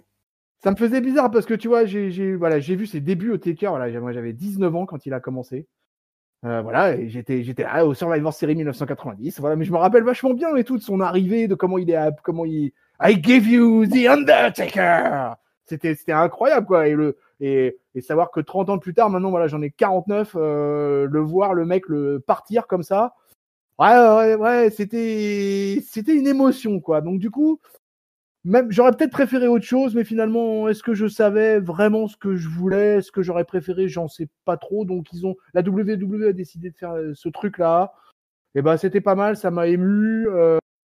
Je dirais aussi, je louerais aussi la qualité du package vidéo sur le morceau de Metallica là. Voilà, ça envoyait bien du bois, ça. C'était quand même bien bon quoi. Et voilà, on voit quelques images assez incroyables. Et puis bah voilà, je crois que l'Undertaker en tant que fan de catch, de toute façon, jusqu'au bout, hein, on l'emmènera avec nous quoi. De toute manière, voilà, on le verra plus, mais il restera dans l'histoire quoi, de toute façon, et dans l'histoire du cœur des fans, de tous les workers. Et voilà, on a bouclé la boucle le 22 novembre 2020. Voilà. Oh, j'ai pleuré. C'est bon. Ouais, Papy, qu'est-ce que 30 ans de vie qui viennent de j'ai eu un peu l'impression en fait que 30 ans de ma vie qui d'un claquement de doigts là venait de disparaître quoi. Un long bouquin qui se referme d'un coup. Ouais. Alors je suis comme vous partagé par cet hommage. Alors bien sûr c'est évidemment triste que ça se fasse à huis clos. Ça il y a pas de avec souci. le son enregistré. Avec le son, avec les putains. Alors ça va. Ça c'est un truc qui m'a. Enfin je sais pas si j'étais dégoûté ou quoi, ou triste, ou j'en sais rien, mais alors quand à un moment t'as le Taker qui fait son discours puis qui est coupé par des chants enregistrés. Ouais. Oh là là, j'ai trouvé ça, franchement ça m'a agacé. Voilà, ça m'a agacé. Ce qui m'a agacé aussi énormément qui m'a agacé, que j'ai trouvé pas bien dans ce segment, c'est tout le défilé des gars avant qui viennent lui rendre hommage mais qui font rien en fait, qui viennent, qui se saluent les uns les autres, et écran noir, clac, clip, ils sont plus là. Ils ont mis un temps infini à rentrer. Moi j'aurais préféré voir un plus long vidéo package du Taker, voir plus d'interviews, voir et en fait voilà, pour moi l'hommage a démarré vraiment quand Vince McMahon a pris le micro. Alors tout le truc avant c'était nul, et puis Ken qui arrive et qui tape pas dans les mains des autres, puis du coup les autres ils disent mais pourquoi tu tapes pas dans les mains, enfin c'était qu'est-ce que vous foutez là les gars, c'était non franchement voilà, je vais le dire, cette partie là était nulle, voilà, c'était vraiment pas bien. C'était problématique ça, parce que tu vois, parce que je pense que le problème c'est que Mark Calaway avait décidé de garder le kayfabe jusqu'au bout quoi, jusqu'à la dernière seconde, et ça m'étonnerait pas que ça soit lui qui ait pas voulu faire un partage sur le ring avec les autres, tu vois. Possible. Ça m'étonnerait pas. Je pense qu'il a dit à Vince, moi c'est con. De toute façon, on va faire une chouille de folie de toute manière derrière, on va s'en mettre plein la gueule, mais on va respecter le kayfabe jusqu'au bout. C'est l'Undertaker qui prend sa retraite aujourd'hui, et on va aller jusqu'au bout. L'Undertaker, c'est un type seul, c'est voilà, tu vois. Ouais, après, je comprends. Hein. Effectivement, mais en plus, c'est ça, mais en même temps, de notre côté, quand les gars arrivaient, ils disaient oui, mais lui, vous le connaissez pas, mais c'est un gars qui connaît super bien l'Undertaker dans la vraie vie. Dans ce cas, tu le dis pas. Ouais. Mais bon, ils vont pas tout faire ça en commentaire, quoi. Alors, je sais pas s'il fallait le vendre, est-ce que tu aurais pas pu les mettre dans le public et puis du coup qu'il leur applaudit ou j'en sais rien, mais là les faire tous s'aligner comme des cons, puis disparaître et puis après tu renchaînes vers un autre hommage. J'ai pas compris cette partie-là en fait. C'est ses amis, peut-être que lui voulait les savoir près de lui à ce moment-là. Genre c'est vraiment rien, mais en tout cas j'ai vraiment pas aimé cette partie-là de la présentation. Et d'ailleurs, ça me fait ce que tu dis là, ça me fait penser juste un truc, c'est que un truc qui m'a déçu là-dedans aussi, c'est que finalement il n'y ait pas eu ces tout derniers adversaires, quoi. Qu'on n'ait pas vu AJ Styles, qu'on n'ait pas vu Roman Reigns, qu'on n'ait pas vu Brock Lesnar. Je pensais les voir aussi. Ça aurait été vachement symbolique de voir ces catcheurs-là, tu vois. Et pour le coup, pas du tout. On a vu vraiment toute l'ancienne génération, l'attitude Era. Sauf Jeff Hardy. Sauf Jeff Hardy. Et, effectivement. Sauf Jeff Hardy. Qui est depuis très jeune, hein, mais qui est vraiment le seul qui est toujours actif. On dirait vraiment qu'ils ont eu les mecs qu'ils pouvaient avoir, quoi. C'est pas comme si les autres n'étaient pas pété avant. Lesnar parce que peut-être ils sont trop chers ou un truc comme ça. Ou alors c'est enregistré. J'en sais rien. Bref, en tout cas, sinon pour revenir sur le truc, oui, donc c'est émouvant parce que effectivement, comme tu disais, c'est un truc qui se ferme. Alors, en plus, là, ça se ferme dans un monde bien pourri. Mais ouais, ça fait quelque chose. En fait, mine de rien, malgré cette intro dégueulasse de ce segment, je suis quand même resté jusqu'à la fin à regarder, rentrer doucement au vestiaire, lever le poing, se faire son regard quand il se retourne, faire la totale quoi de tous les gestes du Taker. Et puis c'était c'était un mouvement pour lui, peut-être pour les fans aussi. De dire voilà, vous l'aurez vu une dernière fois, c'est désespérant. Voilà, encore une fois que ce soit vide. Mais en même temps, les 30 ans du Taker, c'est forcément Survivor Series. Je pense qu'on s'en parlait depuis l'an dernier entre nous en disant bientôt le Survivor Series, ça sera les 30 ans du Taker. Et puis voilà quoi, stade vide et puis retraite. Bon c'est triste mais bon. Mais voilà, c'est que de bons souvenirs de Undertaker. Effectivement, si tu repenses à l'histoire du catch, moi je pense que c'est de toute façon l'Undertaker qui est au centre de toute l'histoire du catch que je suis depuis des longues années quoi. Donc c'est un repère, voilà, c'est mon repère dans le catch. Ouais, ça a été un pilier indiscutable, la WWE. Et avec le recul, j'ai même très peu de souvenirs de mauvais matchs en vérité avec le Taker sur toute sa carrière, même si certains disent que c'est pas le plus grand technicien, machin, etc. Reste que généralement, quand c'était l'heure de sortir des gros matchs, et puis surtout à WrestleMania, c'est rare qu'il ait fait des, enfin du moins à mes yeux, qu'il ait fait des mauvais matchs. Mais même bon, moi, même ces derniers matchs, je les aimais bien. Même face à Goldberg, la purge, moi ça m'a quand même plu ce match-là. Je trouve que ça restera un des plus grands catcheurs de tous les temps et un peu le symbole de la WWE et de ce que peut faire la WWE de mieux, c'est-à-dire créer un gros gimmick, voilà, un personnage qui est bigger than life. Et, c'est ça la clé. Et qui, quand c'est l'heure de sortir les gros matchs, sortira les gros matchs et vous fera rêver. Et toujours, il partira du ring en ayant fait le spectacle et en restant en accord avec son personnage. Voilà, mais elle est là la clé, c'est que en fait, c'est même pas la question de savoir si c'est l'un des plus grands catcheurs de tous les temps. C'est quoi qu'il arrive, c'est le plus grand personnage de catch de tous les temps, à mon avis. Et ça fait une grande différence. Un truc qui a amené aussi l'Undertaker, c'est que non seulement c'était le plus grand personnage, mais en plus, c'était un personnage qui n'avait pas forcément besoin de ceinture. C'était un personnage qui se suffisait à lui-même, et c'est très très rare finalement. Tout le monde est tout le temps à la course à la ceinture. Et le Taker, lui, il n'a jamais eu besoin de ce genre de choses. Il était un main event à lui tout seul, même s'il n'y avait pas de ceinture en jeu. Et c'était quand même... ce personnage, quand le personnage il arrive au début des années 90, à ce moment-là, en tant que suiveur, on est quand même loin d'imaginer ce que ça va donner. D'ailleurs, même la streak en elle-même à WrestleMania, c'est arrivé qu'au bout d'un certain temps. Au début, on n'en parlait pas beaucoup. De manière naturelle. 3, 4, 5, 6, 7. Même bon, ça, au partir du 10 qu'ils ont commencé à ça arrivait naturellement. Et ils le disent tous, c'était pas un projet de faire une streak de l'Undertaker, ça s'est fait naturellement. Mais ça, c'est des choses qui s'imposent parce que le mec, quand tu es à WrestleMania, en fait, tu le fais pas perdre, c'est naturel parce que c'est le plus balèze. Et moi aussi, j'ai vu l'arrivée du Taker, je l'ai connu. Alors, j'étais plus jeune que toi, j'avais 9 ou 10 ans quand il a débarqué. Donc, t'imagines, tu le prends quand t'es jeune comme ça, quand t'es un gosse, tu te le prends dans la face, quoi, l'Undertaker qui débarque. Carrément, ouais. Ça, c'est un truc qui m'a marqué. Et la particularité du Taker, c'est qu'il est rentré assez rapidement en rivalité avec Hulk Hogan, qui était... moi, j'étais un énorme fan d'Hulk Hogan, hein, c'était mon héros. Mais c'est la première fois que, quand l'Undertaker a gagné contre Hulk Hogan, j'étais heureux de voir un méchant gagner. Sinon, jusqu'ici, tous ceux qu'il avait affrontés, il fallait que ce soit Hulk Hogan qui gagne, sinon j'étais malheureux. Mais l'Undertaker, il y avait ce truc qui a fait que c'est le premier Bad Boys qui a eu aussi ce face turn organique, comme on dit, parce que tout simplement, le mec avait trop la classe et puis ça se voyait qu'il pouvait péter la gueule à Hulk Hogan, quoi. Hulk Hogan était obligé de tricher pour reprendre son titre face à l'Undertaker. Il n'y a pas eu de heel turn, mais il a été obligé de tricher, il a été obligé d'utiliser l'urne pour avoir le dessus sur l'Undertaker, qui était clairement imbattable tout au début de sa carrière, hein, où il vendait pas les coups, etc. etc. Et après, c'est devenu un maître dans l'art de raconter les matchs et de la psychologie. Et il était capable de tout faire dans le ring, hein, l'Undertaker. Faut pas croire, hein, c'est un immense catcheur. Après, il s'est beaucoup...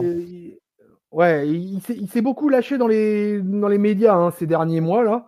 Et il a expliqué beaucoup de choses sur plein de pay-per-view, plein de matchs, plein de storylines, etc. Moi, j'avais pointé un peu du doigt ce qu'il a dit à propos de WrestleMania, entre autres, où il a expliqué que lui, il était contre la victoire de Brock Lesnar, par exemple, et qu'il considérait qu'il aurait dû arrêter à WrestleMania 32 après la défaite face à Roman Reigns, et que c'est Roman Reigns qui aurait dû avoir la streak, et pas Brock Lesnar. Et quand on sait que Calloway, il est quand même vachement pote avec Lesnar, et ben ça en dit long, ça en dit même très long, je trouve, sur le respect qu'il a pour Roman Reigns, par exemple, quoi. Parce que aller balancer ça à la presse quand on sait tous les gens qui ont chié dans le cou à Roman Reigns pendant des années, et ben là que le Taker, dans une émission de Stone Cold en plus, balance une pipe bombe comme ça, j'ai trouvé que c'était pas mal, quoi, tu vois. Il y a l'intelligence du Taker. Ouais, et il le dit, de toute façon, lui, ce qui comptait le plus de tout, c'était l'histoire qu'il racontait, quoi. C'était son truc, quoi. C'est, quoi qu'il arrive, fallait raconter des histoires. Et donc, c'est pour ça qu'il gardait son personnage en permanence. C'est aussi pour ça, d'ailleurs, qu'il nous a fait une fin de carrière en mode storytelling dans tous les sens. Et en fait, oui, il racontait l'histoire, et dans le ring, c'était ça. Alors, c'est vrai qu'il était pas malheureux du tout comme technicien, il était plutôt propre, en fait, finalement, comme gars, parce que il allait pas te faire 12 000 prises par match et des super kicks en veux-tu en voilà. Mais par contre, il faisait il savait faire, en fait, voilà, il savait faire ce qu'il avait à faire. Il maîtrisait son job à la perfection, et te raconter l'histoire, voilà, son match, c'était l'histoire qu'il racontait de A à Z, en fait. Tu suivais le gabarit, les événements, les trucs, gabarit énorme. Enfin, ça aussi, hein, mine de rien, le mec, mine de rien, c'est un putain de gabarit, quoi, quand même, quoi, et qui a tenu pendant 30 piges entre les cordes, alors que, voilà, même si, voilà, il a baissé pour moi entre les cordes à partir, je crois, c'est à peu près 2012, je crois que c'est là qu'il commence à avoir ses opérations aux hanches, voilà, que là, il commence à être un peu en plastique, il commence à devenir en mode cyborg. Je crois que c'est le tournant, c'est 2012, hein, il me semble, hein. Peut-être que je me trompe, mais il me semble que c'est grosso merdo, c'est ces années-là, quoi. Et voilà, en 2012, là, vraiment, après l'opération, je sais plus qui c'est qu'il affronte à WrestleMania en 2012, mais en 2013, c'est Punk, et en 2012, je sais plus. C'est pas Wyatt? Non, Wyatt, c'est pas après, Wyatt. Non, Wyatt, c'est 31, Wyatt, c'est en 2015. Mais et du coup, voilà, le tournant, je pense que c'est là, hein, c'est après ses opérations aux hanches et tout ça. Bah, fatalement, physiquement, il est plus le même, quoi, et il peut plus donner ce qu'il donnait. Mais comme il avait inventé, justement, dans son personnage, des moves qu'il pouvait utiliser sans arrêt, tout le temps, quel que soit l'âge, c'est là où on voit toute l'intelligence encore de l'entertainer qu'il était, quoi. C'est qu'il savait qu'il y a tel ou tel move, bah ça, je pourrais les faire jusqu'au bout, quoi. Et moi, je lui reconnais ça, quoi. Je lui reconnais un professionnalisme tellement incroyable. En plus, quand tu vois tout ce qu'il a vécu pendant ces 30 années, quand il a été, je sais plus, il a été juge du tribunal des catcheurs, il aura tout fait, quoi. Du vestiaire pendant longtemps, hein. Oui, lui, c'est le batelier. Avant Roman Reigns, c'était lui le patron. Et je sais plus ce que je voulais dire. Et voilà, juste pour vous dire, moi j'ai un truc que je voulais dire, c'est effectivement, et il a aussi catché pas mal de fois blessé. On en parlait là avec sa hanche récemment. Oui. Et il me semble que c'est contre le Hell in a Cell contre Foley où il catch avec le pied cassé. et ils finissent quand même sur le toit de la cellule, quoi, avec le pied pété, quoi. Donc c'était aussi un sacré monstre. Hein. Et la commotion cérébrale contre Lesnar en 2014, quoi. Il se souvient pas du match. Et qui recommence en 2015, toujours contre Lesnar dans un Hell in a Cell, où il ressort et il explique, il dit pareil, commotion, bim, direct, hésitation à chaque fois. Avec Brock, on avait beau se connaître par cœur, il y a telle puissance du bonhomme, le mec c'est un buffle, quoi. Donc bam, en 2015, bam, il me refait la même, il me recolle une commotion, quoi. C'est fou ces mecs-là. Hein. Mais il faut regarder la série de documentaires, The Last Ride. Oui. On voit qu'effectivement, sur les dernières années, il en chiait des ronds de chapeau pour aller faire ses matchs à catcher qu'une fois par année. Mais pour se remettre en forme, etc., et sortir des matchs quand même du calibre qui sortait, le mec, il en chiait, quoi. Kurt Angle aussi explique ça dans son interview avec Steve Austin. Là, il faut les regarder, les Broken Skull sections, hein, c'est super intéressant. À leur âge, il explique que quand tu t'arrêtes de catcher pendant un an, pour te remettre en forme pour aller dans le ring, c'est quasiment impossible. Il explique aussi, Kurt Angle expliquait aussi pour ça que sa fin de carrière était pas terrible et que les matchs qu'il a sortis étaient pas fameux. Il explique aussi d'ailleurs qu'il était pas très content de terminer sur Baron Corbin. Mais il faut quand même comprendre ça, c'est que passé un certain âge, si t'es pas encore dans la routine comme un Rey Mysterio là, qui vient catcher toutes les semaines, c'est quasiment impossible de revenir en shape, parce que Kurt Angle expliquait que quand il est revenu à la WWE, il était prêt à catcher, lui. Il s'était remis en forme, et qu'en fait, ils lui ont fait faire le general manager, et ça a duré quasiment un an, et que quand il a dû aller faire son match après, quand ils ont demandé de catcher, il était plus vraiment en état, quoi. Et que ça s'est senti, même si bon, il a quand même fait des prestations qui étaient quand même assez convaincantes à WrestleMania. Mais je pense que c'est le même problème pour l'Undertaker. Ça explique aussi pourquoi c'était pas du 5 étoiles à chaque fois, mais chapeau au mec d'avoir sorti des prestations comme ça à cet âge aussi avancé. Il y a des catcheurs comme ça, hein, qui sont increvables. Hein. On pensera aussi à Terry Funk qui prendra jamais sa retraite, je pense. Terry Funk, oui. Je crois Terry Funk qui mourra sur le ring, je pense, de toute manière. Quoi. Là, je vois pas d'autre alternative pour Terry Funk. Quoi. Moi, je sais pas. Enfin, vous avez, moi, je voulais vous demander parce que vous étiez, aux années 90, vous aviez un peu suivi l'attitude era ou vous regardiez la WCW à l'époque? Alors moi, l'attitude era, c'est un peu la période où je regardais pas du tout de catch, quoi. J'ai vu un peu le début, mais après je suis revenu, c'était 2006, c'était fini, quoi. Donc l'époque American Badass, j'ai pas connu. J'ai rattrapé un peu entre-temps. Mais ils avaient arrêté de diffuser, je crois. Oui, ça passait pas. Hein, ça passait plus en fait entre début 90 et ensuite quand ça revenu sur NT1, RTL 9, tous ces trucs-là. Il y a eu un moment où tu n'avais plus grand. Enfin, il me semble que ça passait le gros plus, de l'attitude era n'a pas été diffusé en France, en vérité. Et donc, moi, en fait, voilà, moi, j'ai pas Internet, et donc j'ai pas, tout ce qui passait pas à télé, en fait, je voyais pas globalement. Mais je pense j'ai rattrapé après, mais. Ouais. Je pense pas. Après, je voudrais. Moi, je voudrais. Je les ai vus cette période-là. Enfin, qu'il les vécu en direct, quoi. Après, je voudrais corriger, c'est pas tellement corriger, mais parce que j'ai dit en début de propos, quand on a commencé à parler du Taker, là, qu'il n'avait pas besoin de ceinture, etc. Je maintiens ce propos-là, mais quand même, pour la jeunesse, je voudrais quand même rappeler très très vite le palmarès, parce que le palmarès quand même du Taker, c'est quand même quelque chose, parce qu'il a gagné le Royal Rumble 2007, qu'il a été 6 fois champion du monde par équipe, hein, mine de rien. Avec Stone Cold, avec le Big Show, avec le Rock, avec Kane. N'importe quoi, Kane. Il a été 6 fois champion du monde par équipe, donc j'ai 1 fois champion du monde, champion hardcore, 3 fois champion du monde poids lourd, 4 fois champion de la WWFE. Je pense que ça va, ça pose son bonhomme quand même en termes de ceinture. Ouais. Il manque le 24/7 champion. 24/7, ouais, voilà, il aura jamais été Grand Slam non plus. Et alors après, parce que comme je savais qu'on allait en parler, j'avais un petit peu checké un peu au Pro Wrestling Illustrated un peu ce que ça donnait, et j'étais assez étonné, hein, parce que je m'attendais à le voir très haut un peu partout tout le temps, et en fait c'est pas tellement le cas. Et sa meilleure année, c'est 2002, où il est deuxième. Mais jamais il termine premier pendant toutes ces années. Et ils arrêtent de le classer après 2010. Quoi. Et globalement, ouais, c'est assez surprenant en fait. Hein. Mais ce gars-là, c'est c'est la durée, quoi. Voilà, personne n'a fait comme lui, quoi. Je crois que personne n'a fait comme lui, à un si haut niveau, je veux dire. Hein. Il y a des catcheurs qui ont eu des carrières de 20, 30, 40 ans, mais à un si haut niveau, avec un tel aura, non, je crois pas. Non, clairement.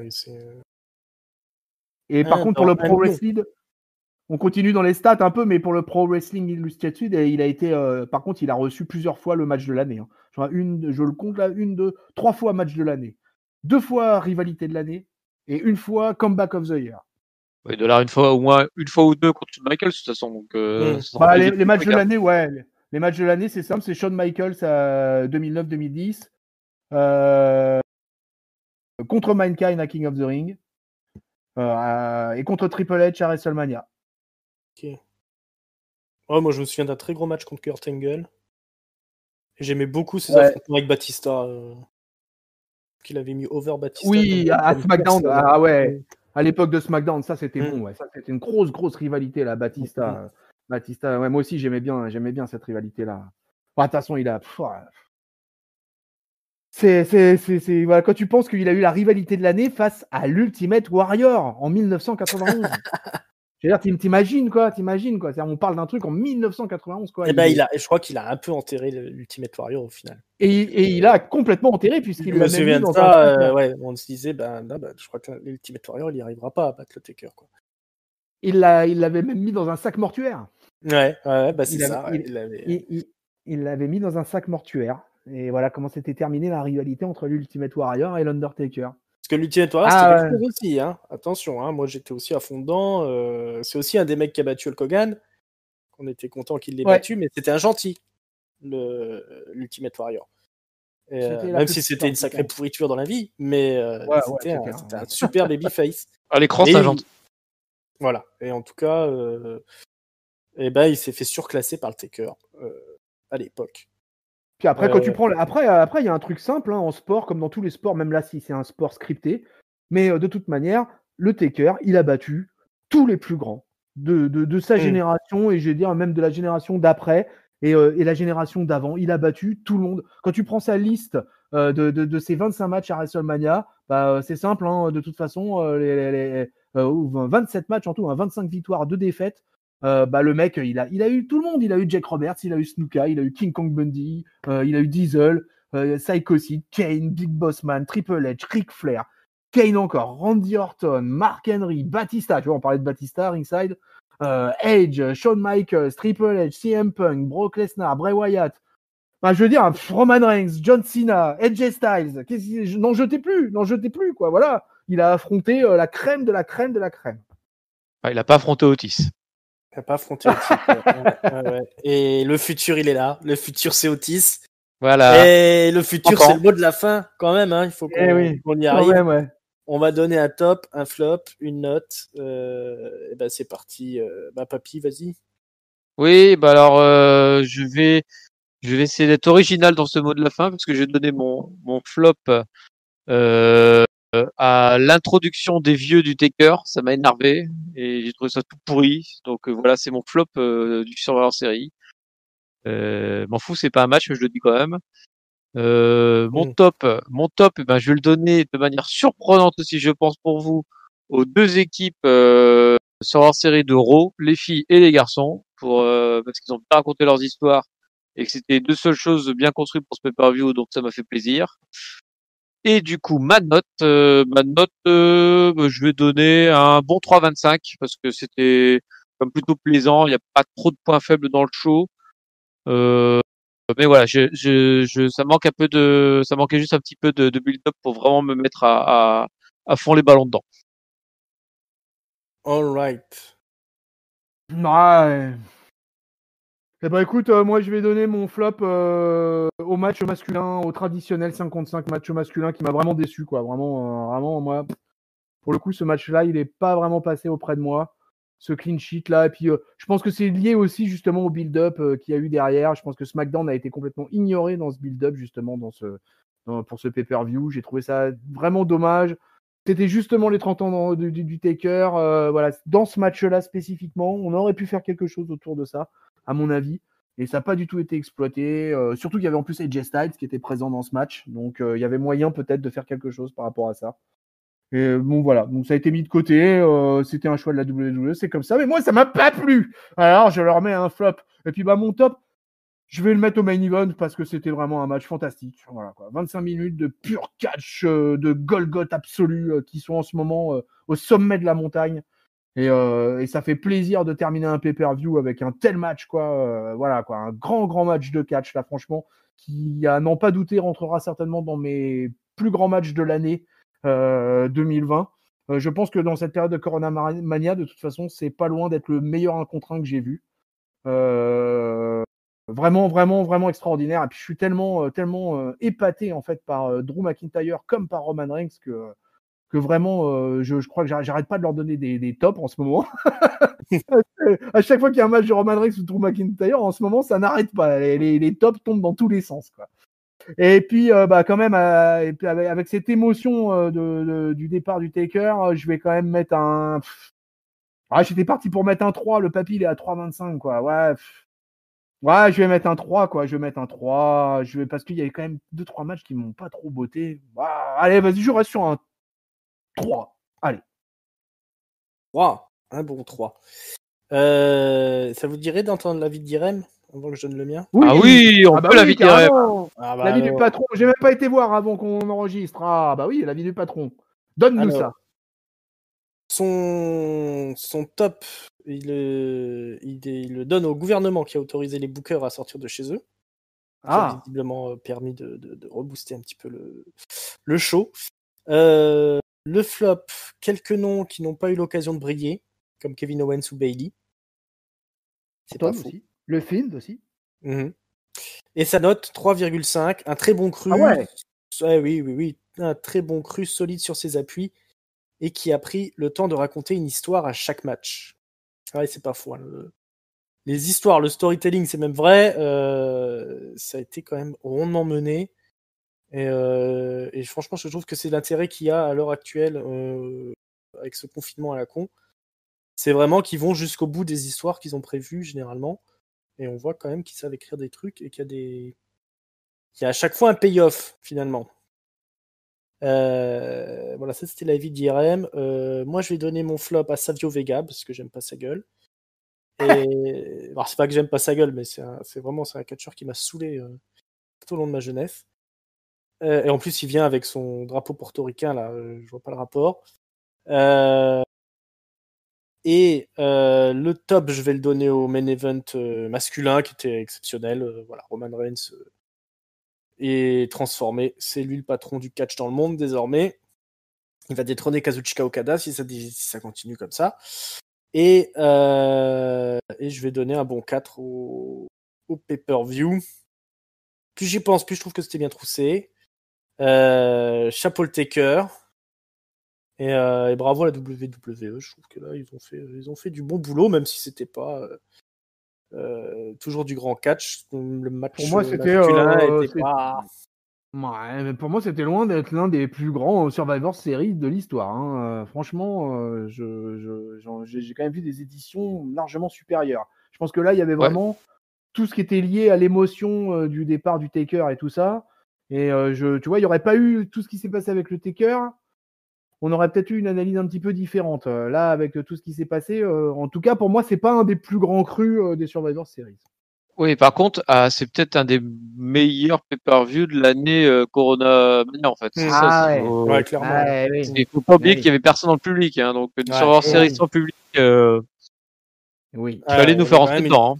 C'est ça. Je pense que c'est le tour de force c'est le tour de force de ce pay-per-view. Et je suis bien content, parce que je suis content quand j'ai vu du bon catch et un bon show. Voilà, on a fait le tour de ce Survivor Series, donc il nous aura bien surpris, dans le bon sens du terme. On se retrouve bientôt pour les recaps de Raw, hein, le Raw recap. Et puis après, il y aura SmackDown. Si vous voulez bien être au courant de tout ce qui sort, si vous êtes sur YouTube, vous n'hésitez pas à vous abonner, à cliquer sur la petite cloche. Comme ça, vous êtes avertis dès que ça sort. N'hésitez pas à nous mettre des pouces bleus, des commentaires. Hein. C'est sympa, puis ça nous aide, nous, pour être vus sur YouTube. Vous nous retrouvez aussi sur toutes les bonnes plateformes de podcast, si vous préférez nous écouter en podcast. On est sur Twitter, on est sur Facebook, on est sur Instagram. Alors, c'est @catchupcdc sur Twitter. Et on est aussi sur Discord. Vous aurez le lien pour nous rejoindre dans la description. Venez nous rejoindre. Tonton, merci beaucoup d'être venu. Merci à toi, mon bon Ringside. C'était une review fleuve de ce Survivor Series 2020. Ah, il y avait des choses à dire. Papy, merci à toi. Bah oui, merci pour l'invite, merci pour ces longues séquences émotions. Tu vois, finalement, il y a beaucoup de choses. Ouais. Effectivement, il y a beaucoup de contenu sur la série. C'est vrai, beaucoup de contenu et même pas un verre d'eau pour moi pour me désaltérer. Quel homme. Ah, t'as vu ça. Bon, les amis, on espère que ça vous a plu. À écouter autant que nous enregistrer. Et puis on se retrouve à très bientôt pour la suite des aventures de la WWE. Salut les amis, ciao ciao. Salut à tous. Salut Papy, salut Ringside, salut Papy de catcheur.